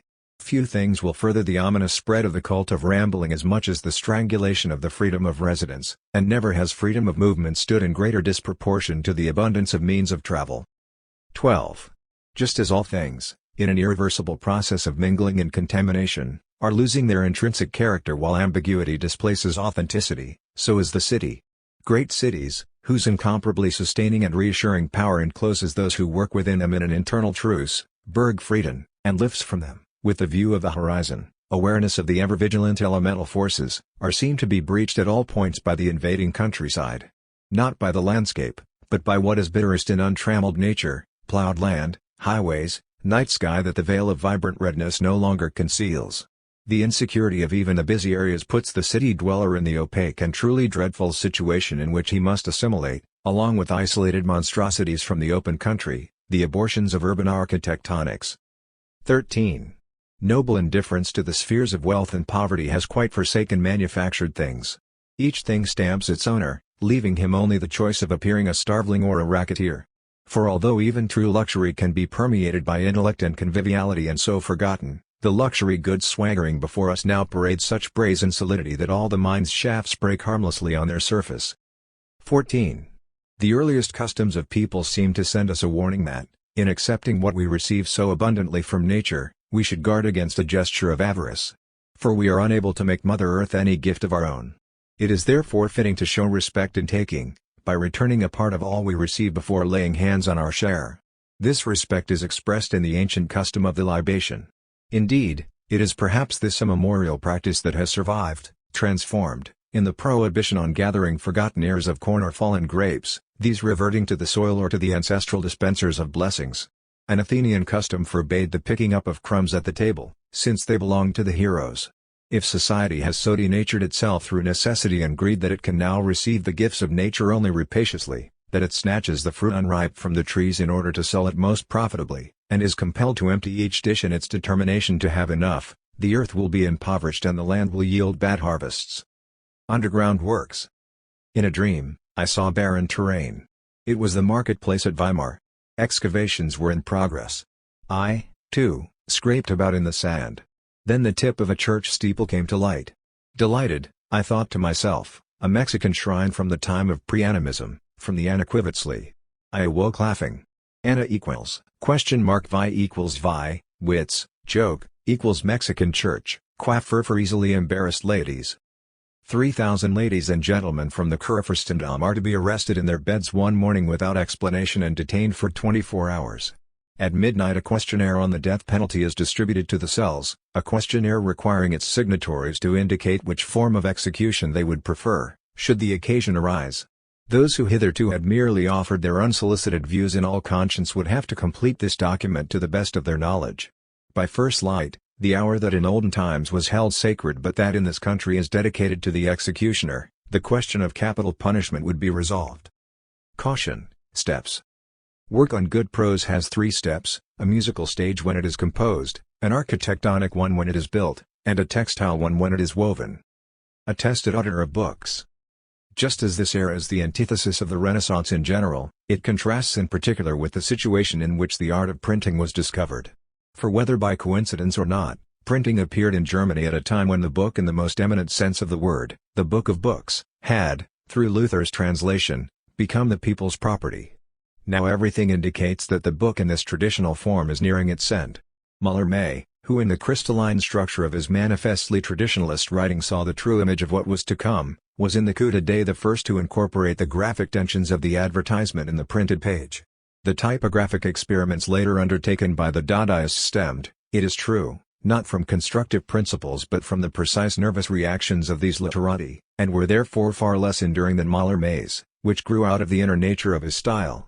But for this very reason they show the contemporary relevance of what Mallarmé, monadically, in his Hermetic Room, had discovered through a pre-established harmony with all the decisive events of our times in economics, technology, and public life. Script, having found, in the book, a refuge in which it can lead an autonomous existence, is pitilessly dragged out into the street by advertisements and subjected to the brutal heteronomies of economic chaos. This is the hard schooling of its new form. If centuries ago it began gradually to lie down, passing from the upright inscription to the manuscript resting on sloping desks before finally taking itself to bed in the printed book, it now begins just as slowly to rise again from the ground. The newspaper is read more in the vertical than in the horizontal plane, while a film and advertisement force the printed word entirely into the dictatorial perpendicular. And before a contemporary finds his way clear to opening a book, his eyes have been exposed to such a blizzard of changing, colorful, conflicting letters that the chances of his penetrating the archaic stillness of the book are slight. Locust swarms of print, which already eclipse the sun of what city dwellers take for intellect, will grow thicker with each succeeding year. Other demands of business life lead further. The card index marks the conquest of three-dimensional writing, and so presents an astonishing counterpoint to the three-dimensionality of script in its original form as rune or not notation. And today the book is already, As the present mode of scholarly production demonstrates, an outdated mediation between two different filing systems. For everything that matters is to be found in the card box of the researcher who wrote it, and the scholar studying it assimilates it into his own card index, but it is quite beyond doubt that the development of writing will not indefinitely be bound by the claims to power of a chaotic academic and commercial activity. Rather, quantity is approaching the moment of a qualitative leap when writing, advancing ever more deeply into the graphic regions of its new eccentric figurativeness, will suddenly take possession of an adequate material content. In this picture writing, poets, who will now as in earliest times be first and foremost experts in writing, will be able to participate only by mastering the fields in which, quite unobtrusively, it is being constructed, statistical and technical diagrams. With the founding of an international moving script, poets will renew their authority in the life of peoples, and find a role awaiting them in comparison to which all the innovative aspirations of rhetoric will reveal themselves as antiquated. Teaching Aid. Principles of the Weighty Tome, or How to Write Fat Books. The whole composition must be permeated with a protracted and wordy exposition of the initial plan. 2. Terms are to be included for conceptions that, except in this definition, appear nowhere in the whole book. 3. Conceptual distinctions laboriously arrived at in the text are to be obliterated again in the relevant notes. 4. For concepts treated only in their general significance, examples should be given. If, for example, machines are mentioned, all the different kinds of machines should be enumerated. Everything that is known a priori about an object is to be consolidated by an abundance of examples. 5. Relationships that could be represented graphically must be expounded in words. Instead of being represented in a genealogical tree, for example, all family relationships are to be enumerated and described. 7. Numerous opponents who all share the same argument should each be refuted individually. The typical work of modern scholarship is intended to be read like a catalogue. But when shall we actually write books like catalogues? If the deficient content were thus to determine the outward form, an excellent piece of writing would result, in which the value of opinions would be marked without their being thereby put on sale. The typewriter will alienate the hand of the man of letters from the pen only when the precision of typographic forms has directly entered the conception of his books. One might suppose that new systems with more variable typefaces would then be needed. They will replace the pliancy of the hand with the innervation of commanding fingers. A period that, constructed metrically, afterward has its rhythm upset at a single point yields the finest prose sentence imaginable. In this way a ray of light falls through a chink in the wall of the alchemist's cell, to light up gleaming crystals, spheres, and triangles. Germans, drink German beer. The mob, impelled by a frenetic hatred of the life of the mind, has found a sure way to annihilate it in the counting of bodies. Given the slightest opportunity, they form ranks and advance into artillery barrages and department stores in marching order. No one sees further than the back before him, and each is proud to be thus exemplary for the eyes behind. Men have been adept at this for centuries in the field, but the parade march of penury, standing in line, is the invention of women. Post-no bills. The writer's technique in 13 Theses. Anyone intending to embark on a major work should be lenient with himself and, having completed a stint, deny himself nothing that will not prejudice the next. 2. Talk about what you have written, by all means, but do not read from it while the work is in progress. Every gratification procured in this way will slacken your tempo. If this regime is followed, the growing desire to communicate will become in the end a motor for completion. 3. In your working conditions, avoid everyday mediocrity. Semi-relaxation, to a background of insipid sounds, is degrading. On the other hand, accompaniment by an etude or a cacophony of voices can become as significant for work as the perceptible silence of the night. If the latter sharpens the inner ear, the former acts as touchstone for a diction ample enough to bury even the most wayward sounds. 4. Avoid haphazard writing materials. A pedantic adherence to certain papers, pens, inks is beneficial. No luxury, but an abundance of these utensils is indispensable. Let no thought pass incognito, and keep your notebook as strictly as the authorities keep their register of aliens. Keep your pen aloof from inspiration, which it will then attract with magnetic power. The more circumspectly you delay writing down an idea, the more maturely developed it will be on surrendering itself. Speech conquers thought, but writing commands it. 7. Never stop writing because you have run out of ideas. Literary honor requires that one break off only at an appointed moment, a mealtime, a meeting, or at the end of the work. 8. Fill the lacunae in your inspiration by tidily copying out what you have already written. Intuition will awaken in the process. 9. Nulla dies sine linea 7, but there may well be weeks. X. Consider no work perfect over which you have not once sat from evening to broad daylight. 11. Do not write the conclusion of a work in your familiar study. You would not find the necessary courage there. 12. Stages of composition, idea, style, writing. The value of the fair copy is that in producing it you confine attention to calligraphy. The idea kills inspiration, style fetters the idea, writing pays off style. 13. The work is the death mask of its conception. 13 Theses against snobs. Snob in the private office of art criticism. On the left, a child's drawing, on the right, a fetish. Snob, Picasso might as well pack it in. I. The artist makes a work. The primitive man expresses himself in documents. 2. The artwork is only incidentally a document. No document is, as such, a work of art. 3. The artwork is a masterpiece. The document serves to instruct. 4. With artworks, artists learn their craft. With documents, a public is educated. V. Artworks are remote from one another in their perfection. All documents communicate through their subject matter. Phi. In the artwork, content and form are one, meaning, Gehalt. In documents the subject matter is wholly dominant. 7. Meaning is the outcome of experience. Subject matter is the outcome of dreams. 8. In the artwork, subject matter is ballast jettisoned by contemplation. The more one loses oneself in a document, the denser the subject matter grows. 9. In the artwork, the formal law is central. Forms are merely dispersed in documents. X. The artwork is synthetic, an energy center. The fertility of the document demands analysis. 11. The artwork intensifies itself under the repeated gaze. A document overpowers only through surprise. 12. The masculinity of works lies in assault. The document's innocence gives it cover. 13. The artist sets out to conquer meanings. The primitive man barricades himself behind subject matter. The critic's technique in 13 Theses. I. The critic is the strategist in the literary struggle. 2. He who cannot take sides must keep silent. 3. The critic has nothing in common with the interpreter of past cultural epochs. 4. Criticism must speak the language of artists. For the concepts of the cynical are slogans. And only in slogans is the battle cry heard. V. Objectivity must always be sacrificed to partisanship, if the cause fought for merits this. Phi. Criticism is a moral question. If Goethe misjudged Hölderlin and Kleist, Beethoven and Jean-Paul, 8 his morality and not his artistic discernment was at fault. 7. For the critic, his colleagues are the higher authority. Not the public. Still less, posterity. 8. Posterity forgets or acclaims. Only the critic judges in the presence of the author. 9. Polemics mean to destroy a book using a few of its sentences. The less it has been studied, the better.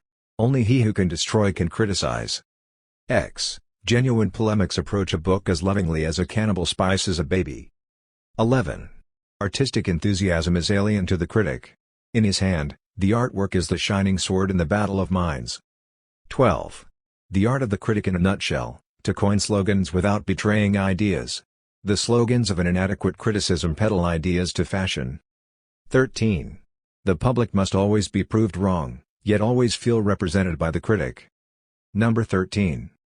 13. Je suis plaisir cruel de mériter sur ce nombre. 13. Stopping at this number, I felt a cruel pleasure. Marcel Proust. Le reploiement vierge du livre, encore, prêté à un sacrifice d'enseigne la tranche rouge des anciens tomes, l'introduction d'une arme, ou coupe papier, pour établir la prise de possession. The tight-folded book, virginal still, awaiting the sacrifice that bloodied the red edges of earlier volumes, the insertion of a weapon, or paper knife, to effect the taking of possession. Stéphane Mallarmé. I. Books and harlots can be taken to bed. 2. Books and harlots interweave time. They command night as day, and day as night. 3. No one can tell from looking at books and harlots that minutes are precious to them. But closer acquaintance shows what a hurry they are in. As our interest becomes absorbed, they, too, are counting. 4. Books and harlots have always been unhappily in love with each other. V. Books and harlots, both have their type of man, who lives off them as well as harasses them. In the case of books, critics. 5. Books and harlots in public establishments, for students. 7. Books and harlots, seldom does one who has possessed them witness their end. They are apt to vanish before they expire. 8. Books and harlots are fond of recounting, mendaciously, how they became what they are. In reality, they did not often notice it themselves. For years one follows the heart wherever it leads, and one day a corpulent body stands soliciting on the spot where one had lingered merely to study life.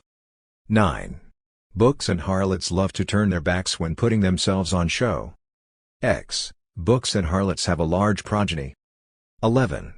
Books and harlots, old hypocrites, young whores. How many books that were once notorious now serve as instruction for youth? 12. Books and harlots have their quarrels in public. 13. Books and harlots, footnotes in one are as banknotes in the stockings of the other. Ordinance. I had arrived in Riga to visit a woman friend. Her house, the town, the language were unfamiliar to me. Nobody was expecting me, no one knew me. For 2 hours I walked the streets in solitude. Never again have I seen them so. From every gate a flame darted, each cornerstone sprayed sparks, and every streetcar came toward me like a fire engine. For she might have stepped out of the gateway, around the corner, been sitting in the streetcar. But of the two of us, I had to be, at any price, the first to see the other. For had she touched me with the match of her eyes, I would have gone up like a powder keg. First aid. A highly convoluted neighborhood, a network of streets that I had avoided for years, was disentangled at a single stroke when one day a person dear to me moved there. It was as if a searchlight set up at this person's window dissected the area with pencils of light. Interior decoration. The tractidus is an Arabic form. Its exterior is undifferentiated and unobtrusive, like the facades of Arabian buildings, whose articulation begins only in the courtyard. So, too, the articulated structure of the tractidus is invisible from the outside, revealing itself only from within. If it is formed by chapters, they have not verbal headings but numbers. The surface of its deliberations is not enlivened with pictures, but covered with unbroken, proliferating arabesques. In the ornamental density of this presentation, the distinction between thematic and excursive expositions is abolished. Stationers. Ferris Map. 9. I know someone who is absent-minded. Whereas the names of my suppliers, the location of my documents, the addresses of my friends and acquaintances, the hour of a rendezvous are at my fingertips, in this person political concepts, party slogans, declarations, and commands are firmly lodged. She lives in a city of watchwords and inhabits a neighborhood of conspiratorial and fraternal terms, where every alleyway shows its color and every word has a password for its echo. List of wishes. Does not the read the world, with sweetness fill? May no less gracious word flow from my quill. 10 This follows blessed yearning, selig is Sehnsucht, like a pearl that is rolled from a freshly opened oyster shell. Pocket diary. Few things are more characteristic of the Nordic man than that, when in love, he must above all and at all costs be alone with himself, must first contemplate, enjoy his feeling in solitude, before going to the woman to declare it. Paperweight. Place de la Concorde, the obelisk. What was carved in it 4,000 years ago today stands at the center in the greatest of city squares. Had that been foretold to the pharaoh, what a feeling of triumph it would give in him. The foremost Western cultural empire would one day bear at its center the memorial of his rule. How does this apotheosis appear in reality? Not one among the tens of thousands who pass by pauses, not one among the tens of thousands who pause can read the inscription. In such a way does all fame redeem its pledges, and no oracle can match its guile. For the immortal stands like this obelisk, regulating the spiritual traffic that surges thunderously about him, and the inscription he bears helps no one. Fancy goods. The incomparable language of the death's head, total expressionlessness, the black of the eye sockets, coupled with the most unbridled expression, the grinning rows of teeth. Someone who, feeling abandoned, takes up a book, finds with a pang that the page he is about to turn is already cut, and that even here he is not needed. Gifts must affect the receiver to the point of shock. When a valued, cultured, and elegant friend sent me his new book and I was about to open it, I caught myself in the act of straightening my tie. He who observes etiquette but objects to lying is like someone who dresses fashionably but wears no shirt. If the smoke from the tip of my cigarette and the ink from the nib of my pen flowed with equal ease, I would be in the Arcadia of my writing. To be happy is to be able to become aware of oneself without fright. Enlargements. Child reading. You are given a book from the school library. In the lower classes, books are simply handed out. Only now and again do you dare express a desire. Often, in envy, you see coveted books pass into other hands. At last, your wish was granted. For a week you were wholly given up to the soft drift of the text, which surrounded you as secretly, densely, and unceasingly as snow. You entered it with limitless trust. The peacefulness of the book that enticed you further and further. Its contents did not much matter. For you were reading at the time when you still made up stories in bed. The child seeks his way along the half-hidden paths. Reading, he covers his ears, the book is on a table that is far too high, and one hand is always on the page. To him, the hero's adventures can still be read in the swirling letters like figures and messages in drifting snowflakes. His breath is part of the air of the events narrated, and all the participants breathe it. He mingles with the characters far more closely than grown-ups do. He is unspeakably touched by the deeds, the words that are exchanged, and, when he gets up, he is covered over and over by the snow of his reading. Belated child. The clock over the school playground seems as if damaged on his account. The hands stand at tardy. And as he passes in the corridor, murmurs of secret consultation come from the classroom doors. The teachers and pupils behind them are friends. Or all is silent, as if they were waiting for someone. Inaudibly, he puts his hand to the door handle. The spot where he stands is steeped in sunlight. Violating the peaceful hour, he opens the door. The teacher's voice clatters like a mill wheel, he stands before the grinding stones. The voice clatters on without a break, but the mill workers now shake off their load to the newcomer. 10, 20 heavy sacks fly toward him, these he must carry to the bench. Each thread of his jacket is flower white. Like the tread of a wretched soul at midnight, his every step makes a clatter, and no one notices. Once arrived at his seat, he works quietly with the rest until the bell sounds. But it avails him nothing. Pilfering child.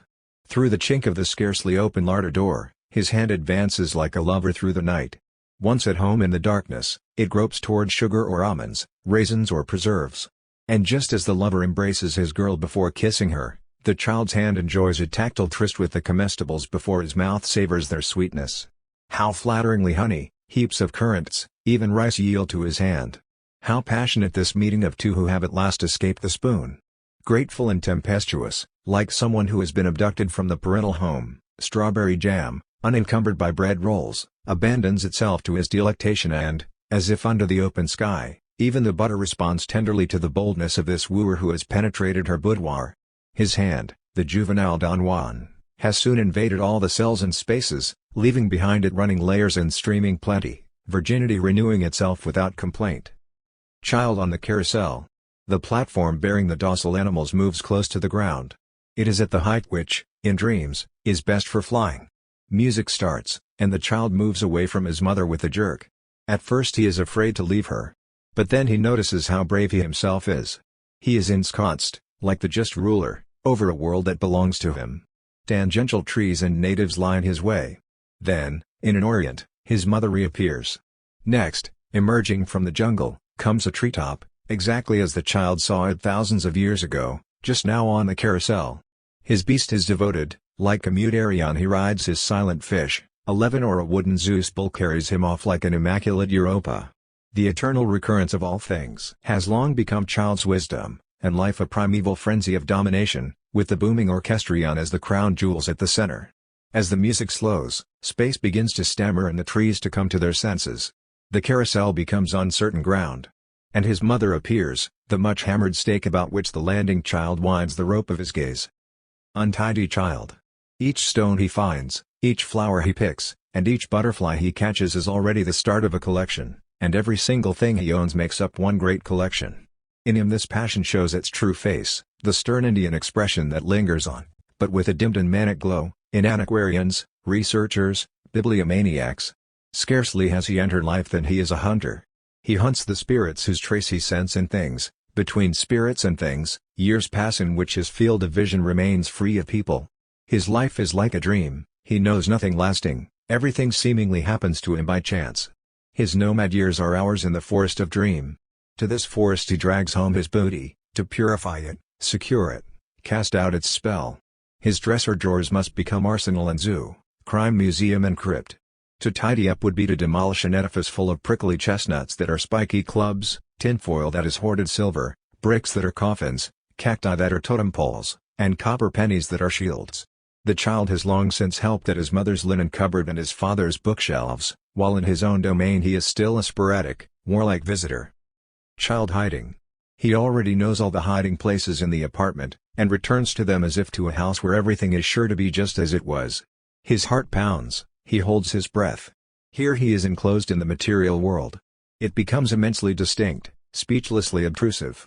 Only in such a way does a man who is being hanged become aware of the reality of rope and wood. Standing behind the doorway curtain, the child himself becomes something floating and white, a ghost.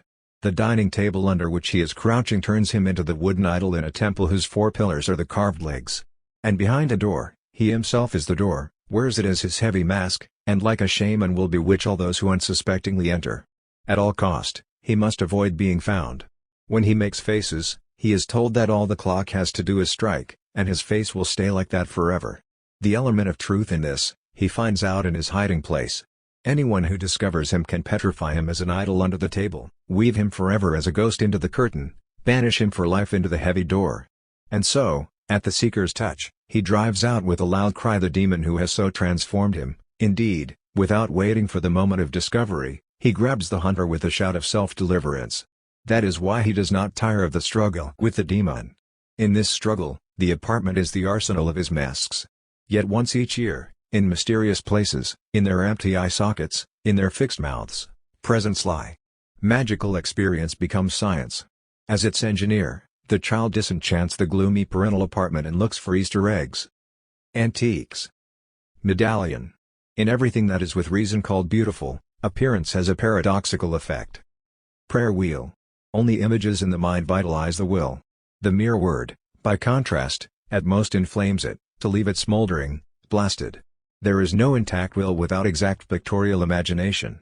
No imagination without innervation. Now breathing is the latter's most delicate regulator. The sound of formulas is a canon of such breathing. Hence the practice of yoga meditation, which breathes in accord with the holy syllables. Hence its omnipotence. Antique spoon. One thing is reserved to the greatest epic writers, the capacity to feed their heroes. Old map.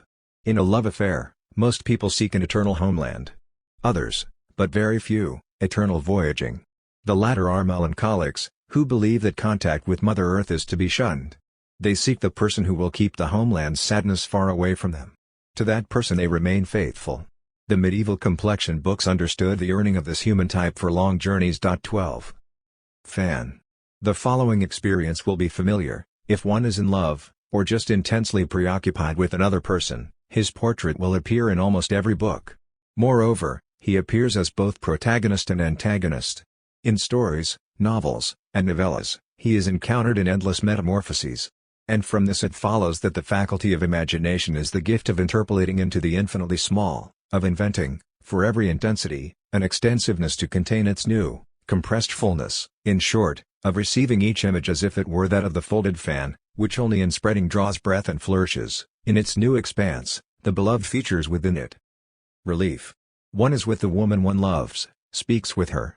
Then, weeks or months later, separated from her, one thinks again of what was talked of then.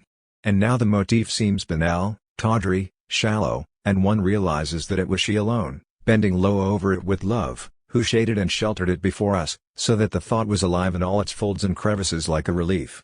Alone, as now, we see it lie flat, bereft of comfort and shadow, in the light of our knowledge. Torso.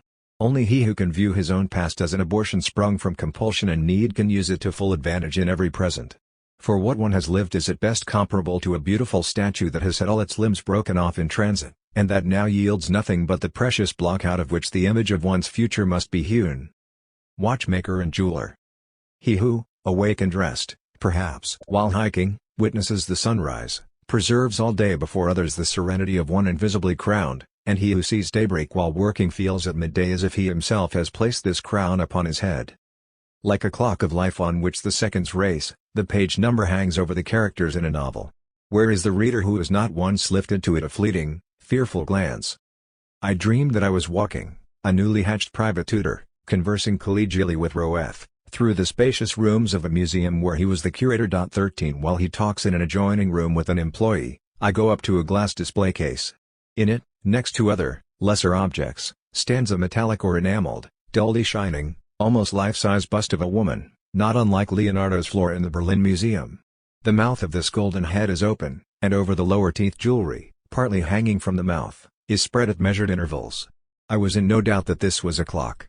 Dream motifs, blushing for shame, Sham Roeth, the morning hour has gold in its mouth, Morgenstunde hat gold im Munde, the early bird catches the worm, Lot 8, avec la masse de sa crinière sombre, et de ses bijoux précieux, sur la table de nuit, comme un renicule. Repose, the head, heaped with its dark mane, and its precious jewels. On the night table, like a ranunculus, rests Baudelaire. Arc lamp. The only way of knowing a person is to love that person without hope. Loggia. Geranium. Two people who are in love are attached above all else to their names. Carthusian carnation. To the lover, the loved one appears always as solitary. Asphodel. Behind someone who is loved, the abyss of sexuality closes like that of the family. Cactus bloom. The truly loving person delights in finding the beloved, arguing, in the wrong. Forget-me-not. Memory always sees the loved one smaller. Foliage plant. In the event an obstacle prevents union, the fantasy of a contented, shared old age is immediately at hand. Lost and found office. Articles lost. What makes the very first glimpse of a village, a town, in the landscape so incomparable and irretrievable is the rigorous connection between foreground and distance. Habit has not yet done its work. As soon as we begin to find our bearings, the landscape vanishes at a stroke, like the facade of a house as we enter it. It has not yet gained preponderance through a constant exploration that has become habit. Once we begin to find our way about, that earliest picture can never be restored. Articles found. The blue distance which never gives way to foreground or dissolves at our approach, which is not revealed spread-eagled and long-winded when reached but only looms more compact and threatening, is the painted distance of a backdrop. It is what gives stage sets their incomparable atmosphere. Stand for not more than 3 cabs. I stood for 10 minutes waiting for an omnibus. Linteren, Paris Soir, La Liberté, a newspaper vendor called incessantly in an unvarying tone behind me. Linteren, Paris Soir, La Liberté, a 3-cornered cell in a hard-labor prison. I saw before me how bleak the corners were. I saw in a dream a house of ill repute. A hotel in which an animal is spoiled. Practically everyone drinks only spoiled animal water. I dreamed in these words, and at once woke with a start. Extremely tired, I had thrown myself on my bed in my clothes in the brightly lit room, and had immediately, for a few seconds, fallen asleep. In tenement blocks, there is a music of such deathly sad wantonness that one cannot believe it is intended for the player. It is music for the furnished rooms, where on Sunday someone sits amid thoughts that are soon garnished with these notes, like a bowl of overripe fruit with withered leaves. Monument to a warrior. Karl Kraus. Nothing more desolating than his acolytes, nothing more God-forsaken than his adversaries. No name that would be more fittingly honored by silence. In ancient armor, wrathfully grinning, a Chinese idol, brandishing a drawn sword in each hand, he dances a war dance before the burial vault of the German language. Merely one of the epigones that live in the old house of language, he has become the sealer of its tomb. Keeping watch day and night, he endures. No post was ever more loyally held, and none was ever more hopelessly lost. Here stands one who, like a Danate, fetches water from the ocean of tears of his contemporaries, and from whose hands the rock which is to bury his enemies rolls like that of Sisyphus. What more helpless than his conversion? What more powerless than his humanity? What more hopeless than his battle with the press? What does he know of the powers that are his true allies? But what vision of the new seers bears comparison with the listening of this shaman, whose utterances even a dead language inspires? Whoever conjured up a spirit as Kraus did in the Forsaken, Die Verlassenen, 14 as if blessed yearning, Selig Sehnsucht, had never been composed.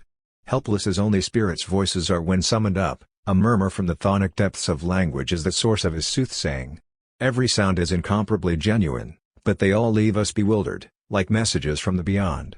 Blind like the Manes, language calls him to vengeance, as narrow-minded as spirits that know only the voice of the blood, who care not what havoc they wreak in the realm of the living.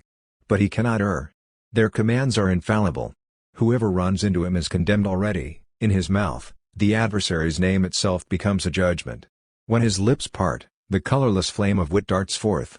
And no one who walks the paths of life would come upon him, On an archaic field of honor, a gigantic battleground of bloody labor, he rages before a deserted sepulchre. The honors of his death will be immeasurable, and the last that are bestowed. Fire alarm. The notion of the class war can be misleading.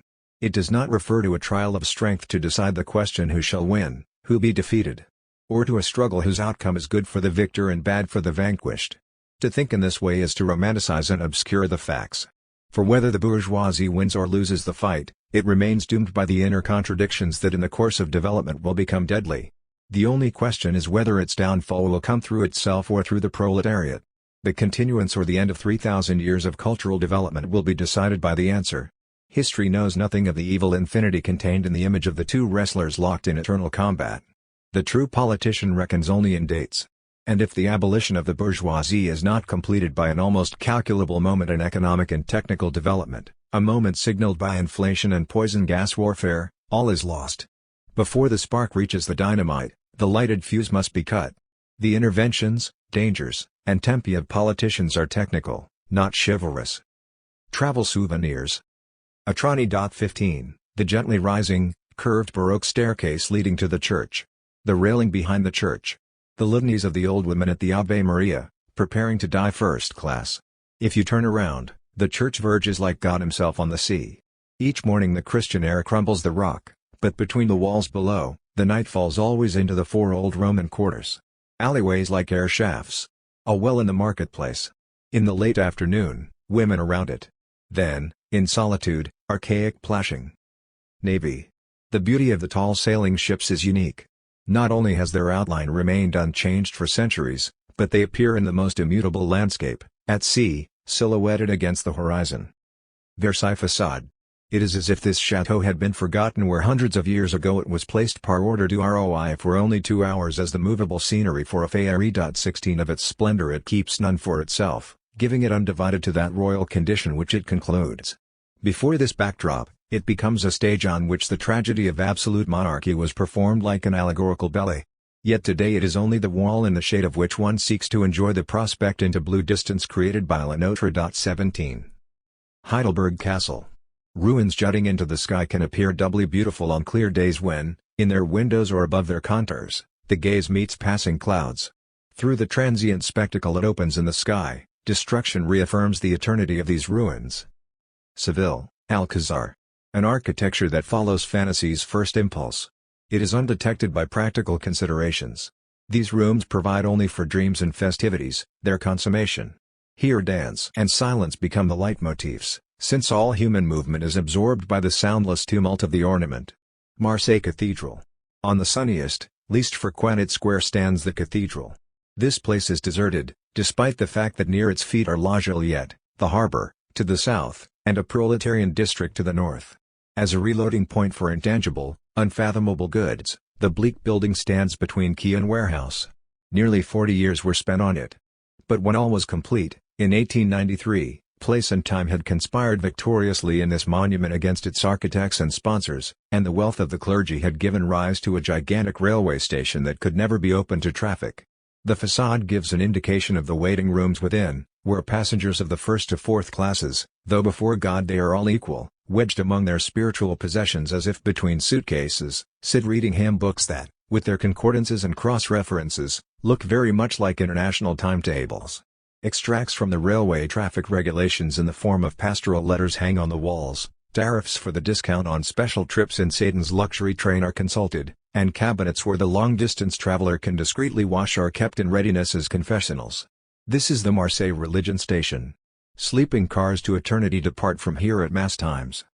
Freiburg Minster. The special sense of a town is formed in part for its inhabitants, and perhaps even in the memory of the traveler who has stayed there, by the timbre and intervals with which its tower clocks begin to chime. Moscow, St. Basil's. What the Byzantine Madonna carries on her arm is only a life-size wooden doll.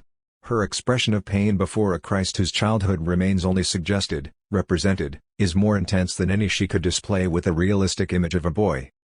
Bosca Triques. 18, the distinction of the forest of stone pines, its roof is formed without interlacements. Naples, Museo Nazionale. Archaic statues offer in their smiles the consciousness of their bodies to the onlooker, as a child holds out to his freshly picked flowers untied and unarranged, Later art laces its expressions more tightly, like the adult who binds the lasting bouquet with cut grasses. Florence, Baptistry. On the portal, the Spes, Hope, by Andrea Pisano. Sitting, she helplessly extends her arms toward a fruit that remains beyond her reach. And yet she is winged. Nothing is more true. Sky. As I stepped from a house in a dream, the night sky met my eyes. It shed intense radiance. For in this plenitude of stars, the images of the constellations stood sensuously present. A lion, a maiden, a scale and many others shone palely down, dense clusters of stars, upon the earth. No moon was to be seen. Optician. In summer, fat people are conspicuous, in winter, thin. In spring, attention is caught, in bright sunshine, by the young foliage, in cold rain, by the still leafless branches. After a convivial evening, someone remaining behind can see at a glance what it was like from the disposition of plates and cups, glasses and food.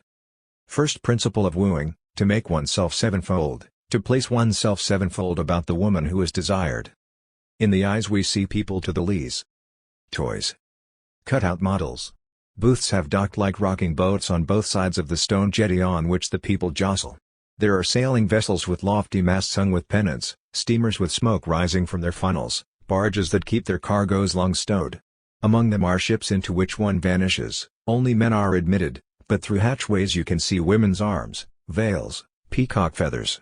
Elsewhere exotic people stand on the deck, apparently trying to frighten the public away with eccentric music.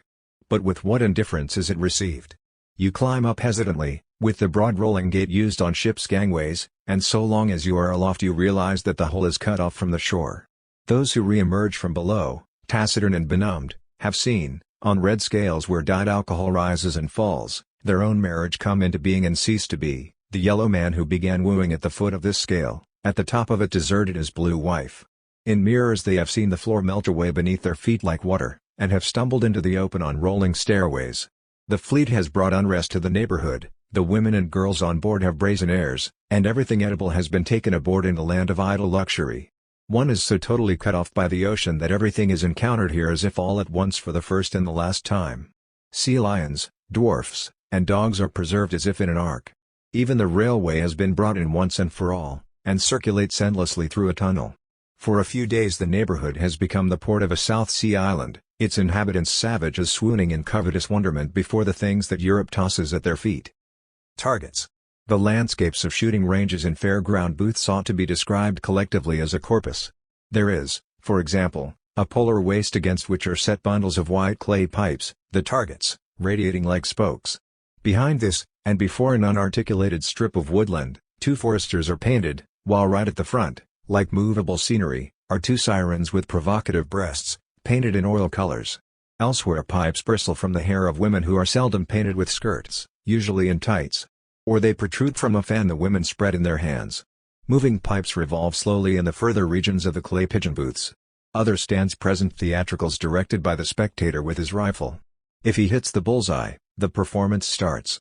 On one occasion there were 36 such boxes, and above the stage of each was written what they held in store: Jeanne d'Arc and prison. L'Hospitalité. Les Rues de Paris. On another booth, Exécution Capitale. In front of the closed gate a guillotine, a judge in a black robe, and a priest holding a crucifix. If the shot hits the mark, the gate opens and out comes a board on which the miscreant stands between two policemen. He places his neck automatically under the blade and is decapitated. In the same way, Les Délices du Mariage. A penurious interior is revealed. The father is seen in the middle of the room. He is holding a child on his knee and, with his free hand, rocking a cradle containing another. L'Enfer, when its gates part, a devil is seen tormenting a wretched soul. Next to him, another is dragging a priest toward a cauldron in which the damned must stew. La Bagne, prison, a door with a jailer in front of it. When the target is hit, he pulls a bell cord. The bell rings, the door opens. Two convicts are seen manhandling a big wheel. They seem to have to turn it. Yet another constellation, a fiddler with his dancing bear. When you shoot successfully, the bow moves. The bear beats a drum with his paw and lifts one leg. One thinks of the fairy tale of the brave little tailor, and could also imagine Sleeping Beauty awaken with a shot, Snow White freed of the apple by a shot, or Little Red Riding Hood released by a shot. The shot breaks in magically upon the existence of the puppets with that curative power that hews the heads from monsters and reveals them to be princesses. As is the case with the great door without an inscription, if you have hit the mark it opens, and before red plush curtains stands a Moor who seems to bow slightly. He holds a golden bowl before him. On it lie 3 pieces of fruit. The first opens, a tiny person stands inside it and bows. In the second, 2 equally diminutive puppets revolve in a dance. The third did not open. Below, in front of the table on which the remaining scenery stands, a small horseman with the inscription, Route mine, mind road. If you hit the bullseye, there is a bang and the rider somersaults with his horse, but stays, needless to say, in the saddle. Stereoscope. Riga. The daily market, a huddling city of low wooden booths, stretches along the jetty, a broad, dirty stone embankment without warehouse buildings, by the waters of the Dvina. Small steamers, often showing no more than their funnels above the quay wall, have put in at the blackish dwarf town. The larger ships are moored downstream. Grimy boards are the clay-gray foundation on which, glowing in the cold air, sparse colors melt. At some corners one can find all year round, alongside huts for fish, meat, boots, and clothes, petty bourgeois women with the colored paper rods that penetrate as far as the west only at Christmas time. Like being scolded by the most loved voice, such are these rods. For a few sondium, multicolored chastising switches. At the end of the jetty, fenced off and only 30 paces from the water, are the red and white mounds of the apple market. The apples on sale are packed in straw, those sold lie without straw in the housewives' baskets. A dark red church rises beyond, outshone in the fresh November air by the cheeks of the apples. Several shops for boat tackle in small houses near the jetty. Ropes are painted on them. Everywhere you see wares depicted on signboards or on house walls. One shop in the town has cases and belts larger than life on its bare brick walls. A low corner house with a shop for corsets and millinery is decorated with ladies' faces complete with finery, and severe bodices painted on a yellow ochre ground. Protruding from it at an angle is a lantern with similar pictures on its glass panes. The whole is like the facade of a fantasy brothel. Another house, likewise not far from the harbor, has sugar sacks and coal in gray and black relief on a gray wall. Somewhere else, shoes rain from horns of plenty. Ironmongery is painted in detail, hammers, cogs, pliers, and the tiniest screws on one board that looks like a page from an outmoded child's painting book. The town is permeated with such pictures. Between them, however, rise tall, desolate, fortress-like buildings evoking all the terrors of Tsarism. Not for sale. A mechanical cabinet at the fair at Lucca. The exhibition is accommodated in a long, symmetrically divided tent.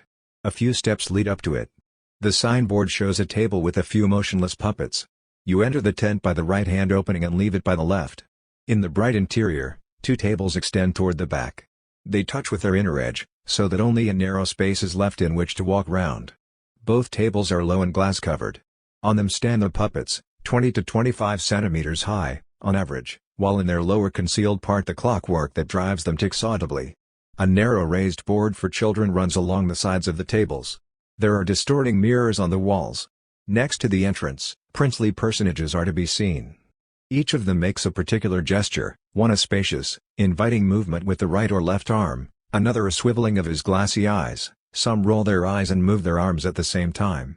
Here stand Franz Joseph, Pius IX, enthroned and flanked by 2 cardinals, Queen Elena of Italy, the Sultaness, Wilhelm I on horseback, a small Napoleon III, and an even smaller Victor Emmanuel as crown prince. Biblical figurines follow, then the Passion. Herod orders the slaughter of the infants with manifold movements of the head. He opens his mouth wide while nodding, extends and lets fall his arm. 2 executioners stand before him, one freewheeling with a cutting sword, a decapitated child under his arm, the other, on the point of stabbing, stands motionless but for his rolling eyes. And 2 mothers are there, one endlessly and gently shaking her head like a depressive, the other raising her arm slowly, beseechingly. The nailing to the cross. It lies on the ground. The hirelings hammer in the nails. Christ nods. Christ crucified, slaked by the vinegar soap sponge, which a soldier offers him in slow jerks and then instantly withdraws. Each time, the Savior slightly raises his chin. From behind, an angel bends over the cross with a chalice for blood, holds it in front of the body and then, as if it were filled, removes it. The other table shows genre pictures. Gargantua with dumplings.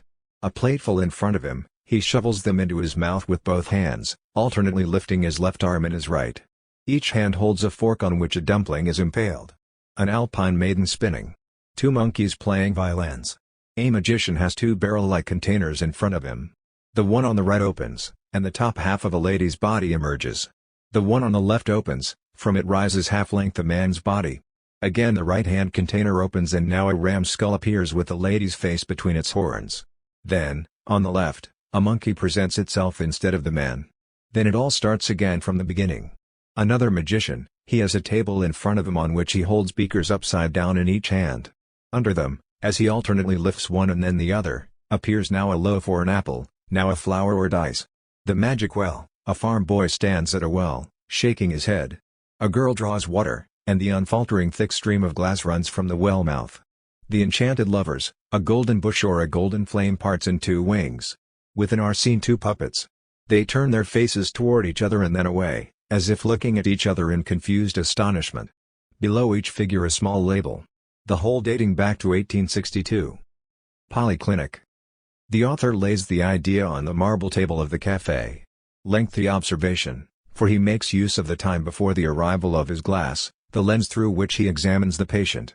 Then, deliberately, he unpacks his instruments, fountain pens, pencil, and pipe. The numerous clientele, arranged as in an amphitheater, make up his clinical audience. Coffee, carefully poured and consumed, puts the idea under chloroform.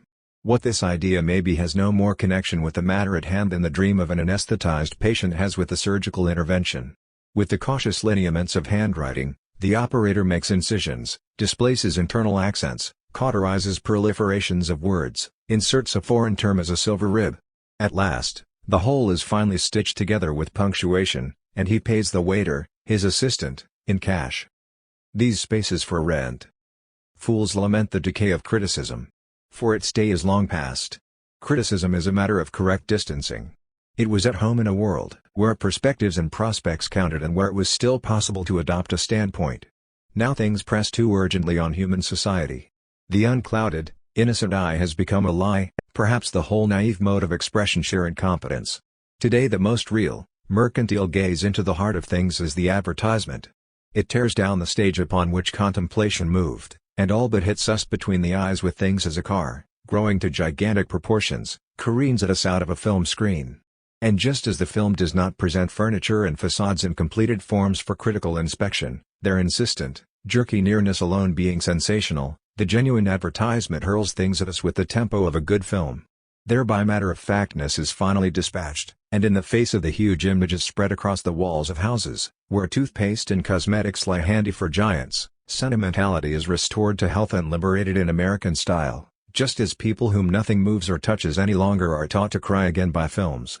For the man in the street, however, it is money that affects him in this way, brings him into perceived contact with things.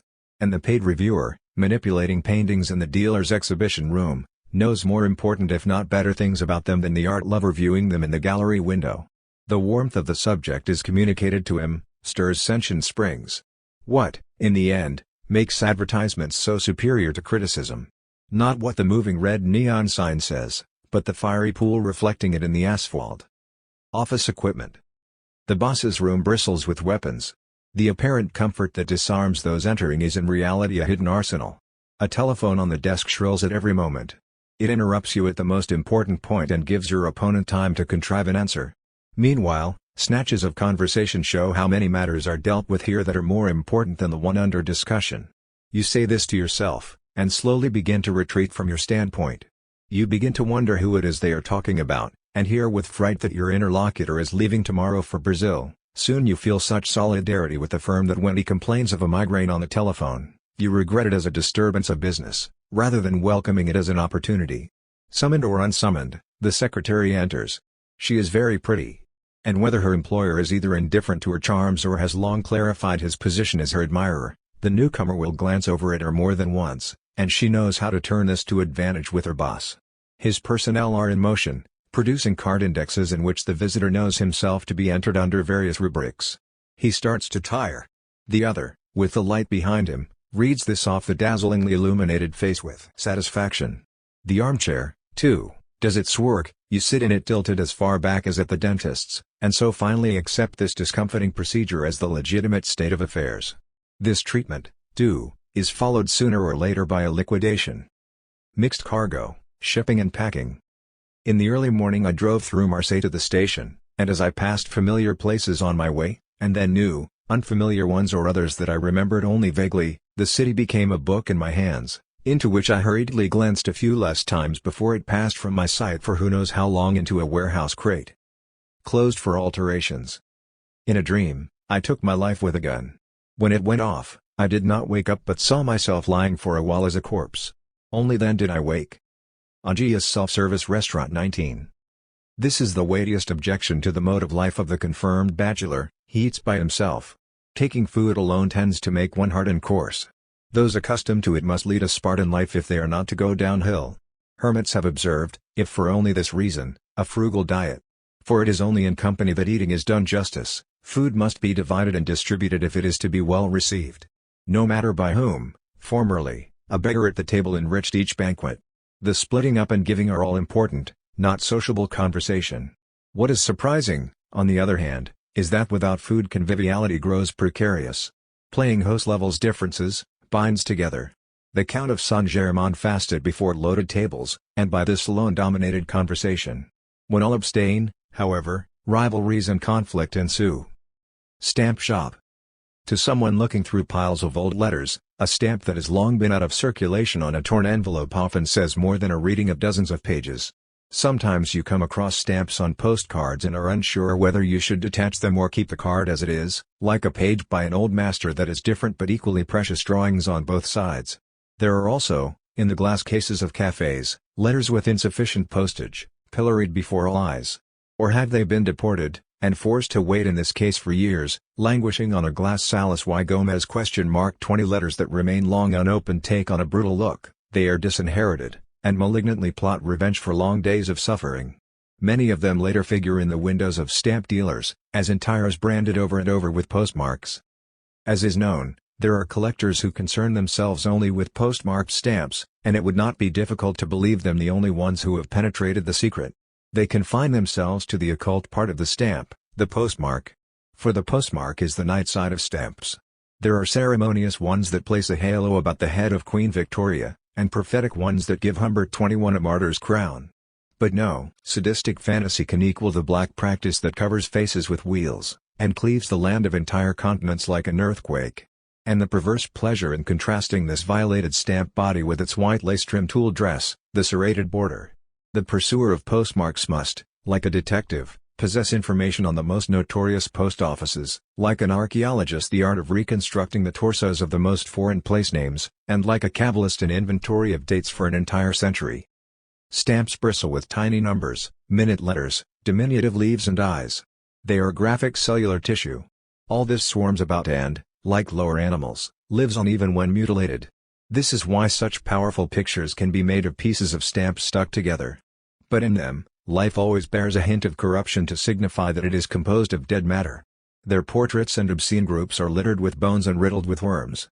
Do the color sequences of the long sets perhaps refract the light of a strange sun? Did the postal ministries of the Vatican or Ecuador capture rays unknown to us? And why are we not shown the stamps of the superior planets? The 1,000 gradations of fire red that are in circulation on Venus, and the 4 great gray shades of Mars, and the unnumbered stamps of Saturn? On stamps, countries and oceans are merely the provinces and kings merely the hirelings of numbers that steep them in their colors at will.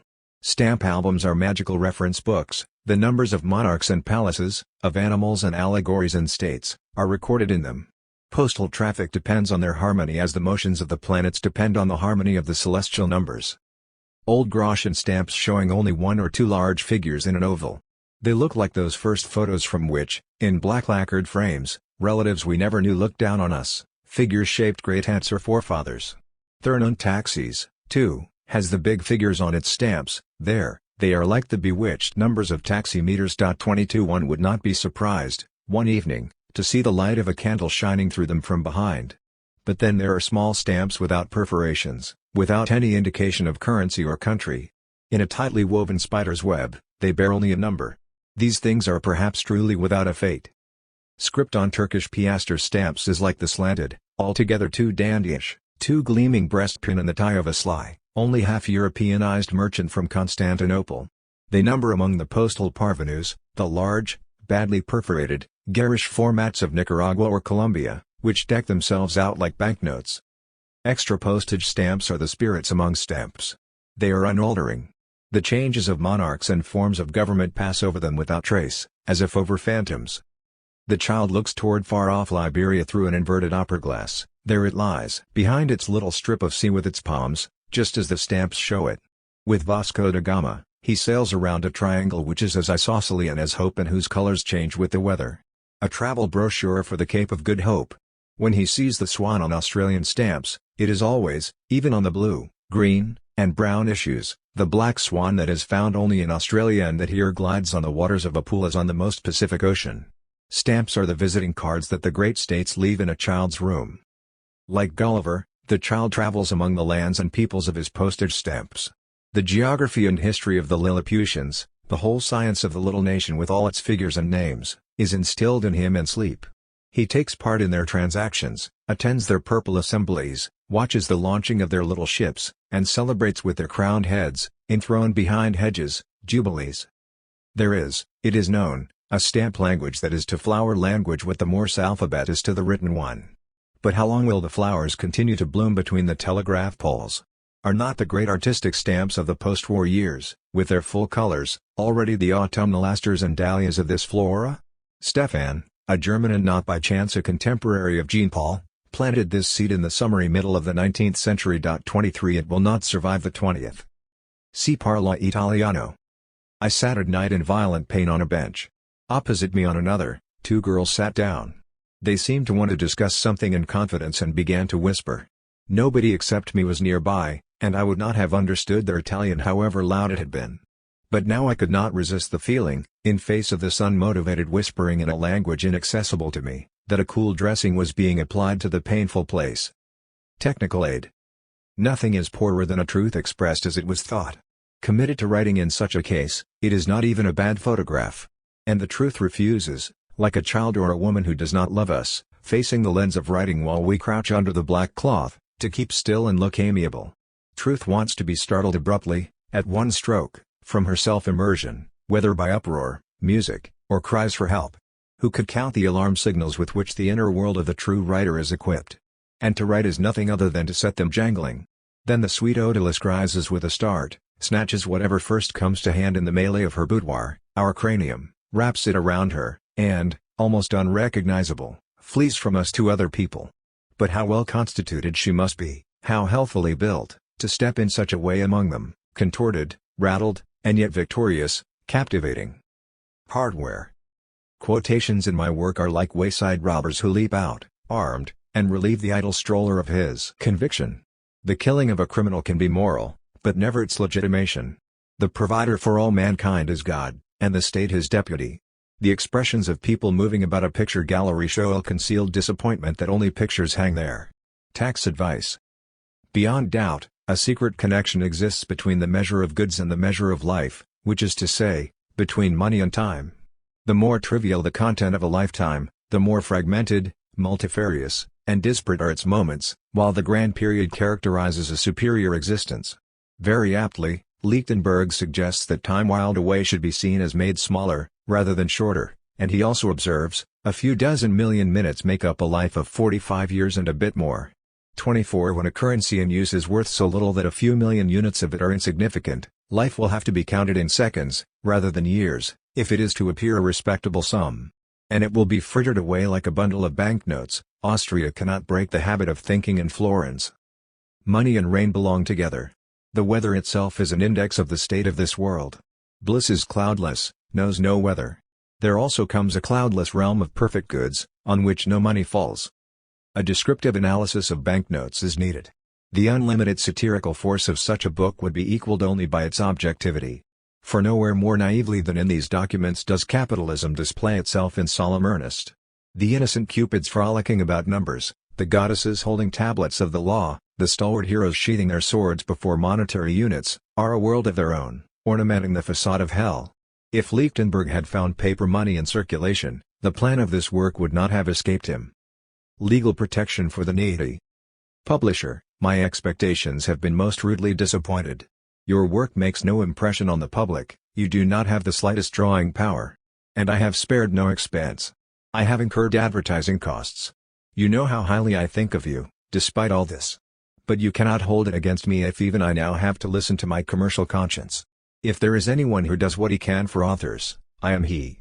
But, after all, I also have a wife and children to look after. I do not mean, of course, that I hold you accountable for the losses of the past years. But a bitter feeling of disappointment will remain. I regret that I am at present absolutely unable to support you further. Author: Sir, why did you become a publisher? We shall have the answer by return mail. But permit me to say one thing in advance. I figure in your records as number 27. You have published 5 of my books, in other words, you have put your money 5 times on number 27.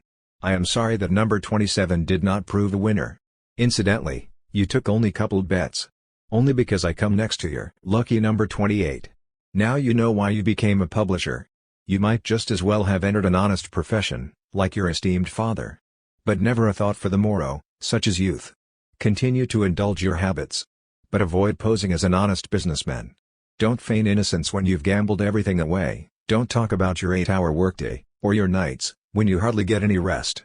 Truth and fidelity before all else, my child. And don't start making scenes with your numbers. Otherwise you'll be thrown out. Doctor's Nightbell. Sexual fulfillment delivers the man from his secret, which does not consist in sexuality but which in its fulfillment, and perhaps in it alone, is severed, not solved. This secret is comparable to the fetters that bind him to life. The woman cuts them, and the man is free to die because his life has lost its secret. Thereby he is reborn, and as his beloved frees him from the mother's spell, the woman literally detaches him from Mother Earth, a midwife who cuts that umbilical cord which is woven of nature's mystery. Madame Marianne, second courtyard on the left. He who asks fortune-tellers the future unwittingly forfeits an inner intimation of coming events that is 1,000 times more exact than anything they may say. He is impelled by inertia, rather than by curiosity, and nothing is more unlike the submissive apathy with which he hears his fate revealed than the alert dexterity with which the man of courage lays hands on the future. For presence of mind is an extract of the future, and precise awareness of the present moment is more decisive than foreknowledge of the most distant events. Omens, presentiments, signals pass day and night through our organism like wave impulses. To interpret them or to use them, that is the question. The two are irreconcilable. Cowardice and apathy counsel the former, lucidity and freedom the latter. For before such prophecy or warning has been mediated by word or image, it has lost its vitality, the power to strike at our center and force us, we scarcely know how, to act accordingly. If we neglect to do so, and only then, the message is deciphered. We read it. But now it is too late. Hence, when you are taken unawares by an outbreak of fire or the news of a death, there is in the first mute shock a feeling of guilt, the indistinct reproach, were you really unaware of this? Didn't the dead person's name, the last time you uttered it, sound differently in your mouth? Don't you see in the flames a sign from yesterday evening, in a language you only now understand? And if an object dear to you has been lost, wasn't there, hours, days before, an aura of mockery or mourning about it that gave the secret away? Like ultraviolet rays, memory shows to each man in the book of life a script that invisibly and prophetically glosses the text. But it is not with impunity that these intentions are exchanged, that unlived life is handed over to cards, spirits, stars, to be in an instant squandered, misused, and returned to us disfigured. We do not go unpunished for cheating the body of its power to meet the fates on its own ground and triumph. The moment is the caudion yoke beneath which fate must bow to the body. To turn the threatening future into a fulfilled now, the only desirable telepathic miracle, is a work of bodily presence of mind. Primitive epics, when such demeanor was part of man's daily husbandry, provided him with the most reliable instrument of divination, the naked body. Even the ancients knew of this true practice, and Scipio, stumbling as he set foot on Carthaginian soil, cried out, spreading his arms wide as he fell, the watchword of victory, Teneo te, terra Africana. 25 What would have become a portent of disaster he binds bodily to the moment, making himself the factotum of his body. In just such mastery, the ancient ascetic exercises of fasting, chastity, and vigil have for all time celebrated their greatest victories. Each morning the day lies like a fresh shirt on our bed. This incomparably fine, incomparably tightly woven fabric of pure prediction fits us perfectly. The happiness of the next 24 hours depends on our ability, on waking, to pick it up. Costume wardrobe. A bearer of news of death appears to himself as very important. His feeling, even against all reason, makes him a messenger from the realm of the dead. For the community of all the dead is so immense that even he who only reports death is aware of it. Ad pluricira was the Latin's expression for dying. 26. At Bellinzona I noticed 3 priests in the station's waiting room. They were sitting on a bench diagonally opposite mine. In rapt attention I observed the gestures of the one seated in the middle, who was distinguished from his brothers by a red skullcap. While he speaks to them, his hands are folded in his lap, and only now and then is one or the other very slightly raised and moved. I think to myself, his right hand must always know what the left is doing. Is there anyone who has not once been stunned, emerging from the metro into the open air, to step into brilliant sunlight? And yet the sun shone just as brightly a few minutes earlier, when he went down. So quickly has he forgotten the weather of the upper world. And as quickly the world in its turn will forget him.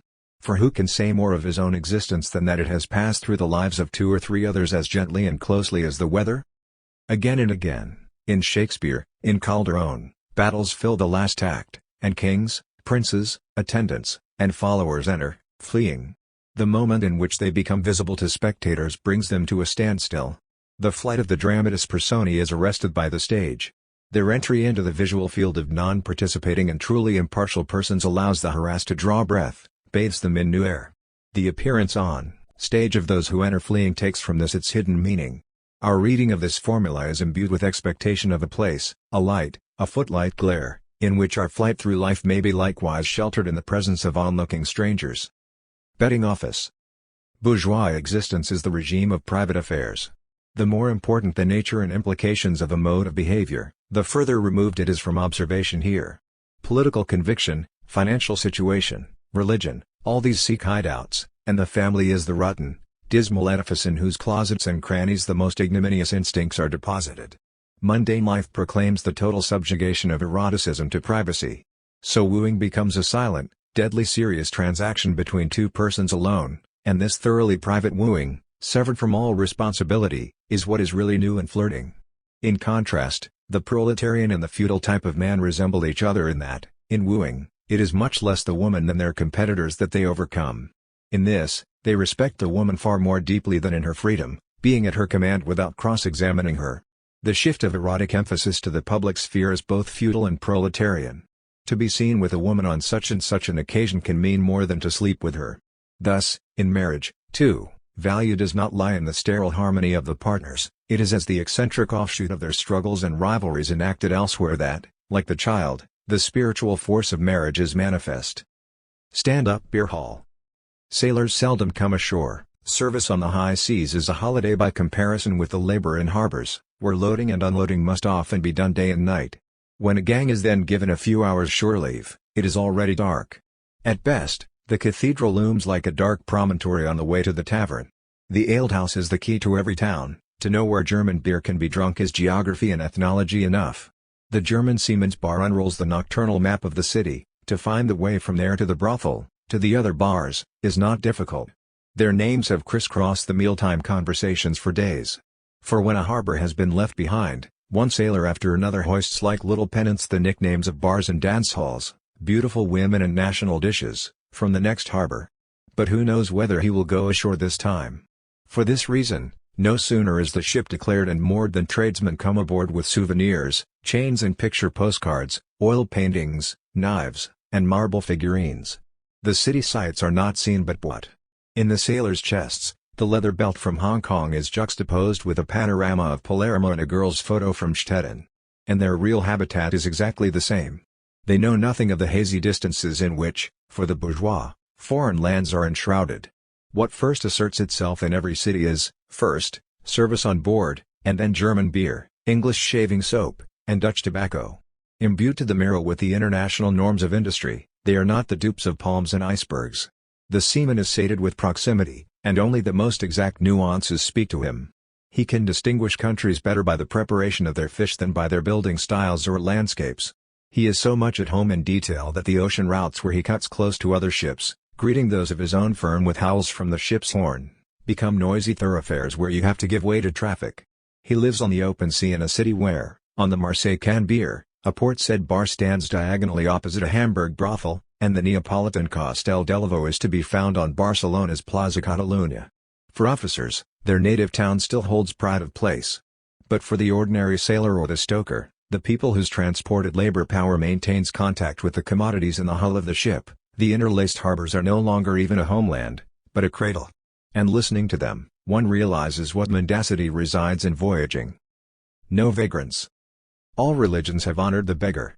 For he proves that in a matter both as prosaic and holy, banal and regenerating, as the giving of alms, intellect and morality, consistency and principles are miserably inadequate. We deplore the beggars in the South, forgetting that their persistence in front of our noses is as justified as a scholar's before a difficult text. No shadow of hesitation, no slightest wish or deliberation in our faces escapes their notice.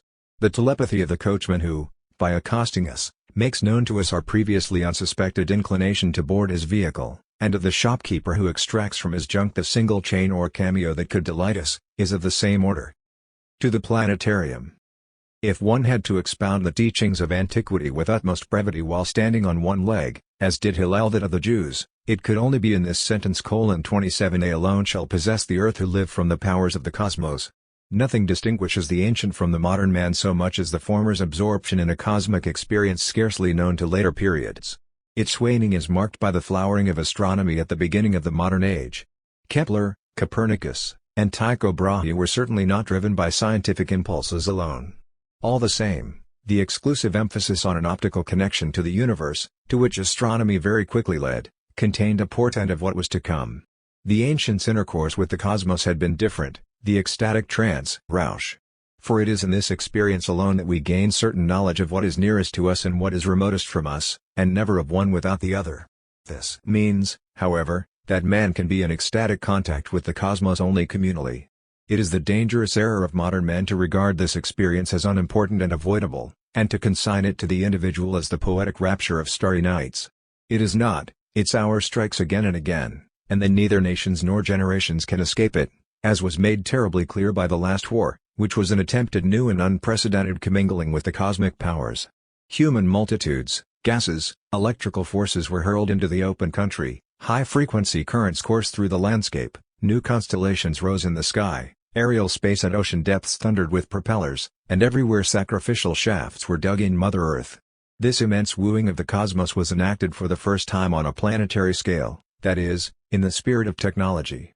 But because the lust for profit of the ruling class sought satisfaction through it, technology betrayed man and turned the bridal bed into a bloodbath. The mastery of nature, so the imperialists teach, is the purpose of all technology. But who would trust a cane wielder who proclaimed the mastery of children by adults to be the purpose of education? Is not education, above all, the indispensable ordering of the relationship between generations and therefore mastery, if we are to use this term, of that relationship and not of children? And likewise technology is the mastery of not nature but of the relation between nature and man. Men as a species completed their development thousands of years ago, but mankind as a species is just beginning his. In technology, a physis is being organized through which mankind's contact with the cosmos takes a new and different form from that which it had in nations and families.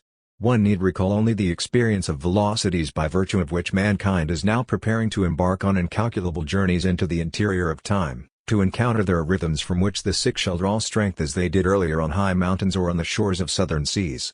The lunaparks are a prefiguration of sanatoria. 28 The paroxysm of genuine cosmic experience is not tied to that tiny fragment of nature that we are accustomed to call nature. In the nights of annihilation of the last war, the frame of mankind was shaken by a feeling that resembled the bliss of the epileptic. And the revolts that followed it were the first attempt of mankind to bring the new body under its control. The power of the proletariat is the measure of its convalescence. If it is not gripped to the very marrow by the discipline of this power, no pacifist polemics will save it. Living substance conquers the frenzy of destruction only in the ecstasy of procreation.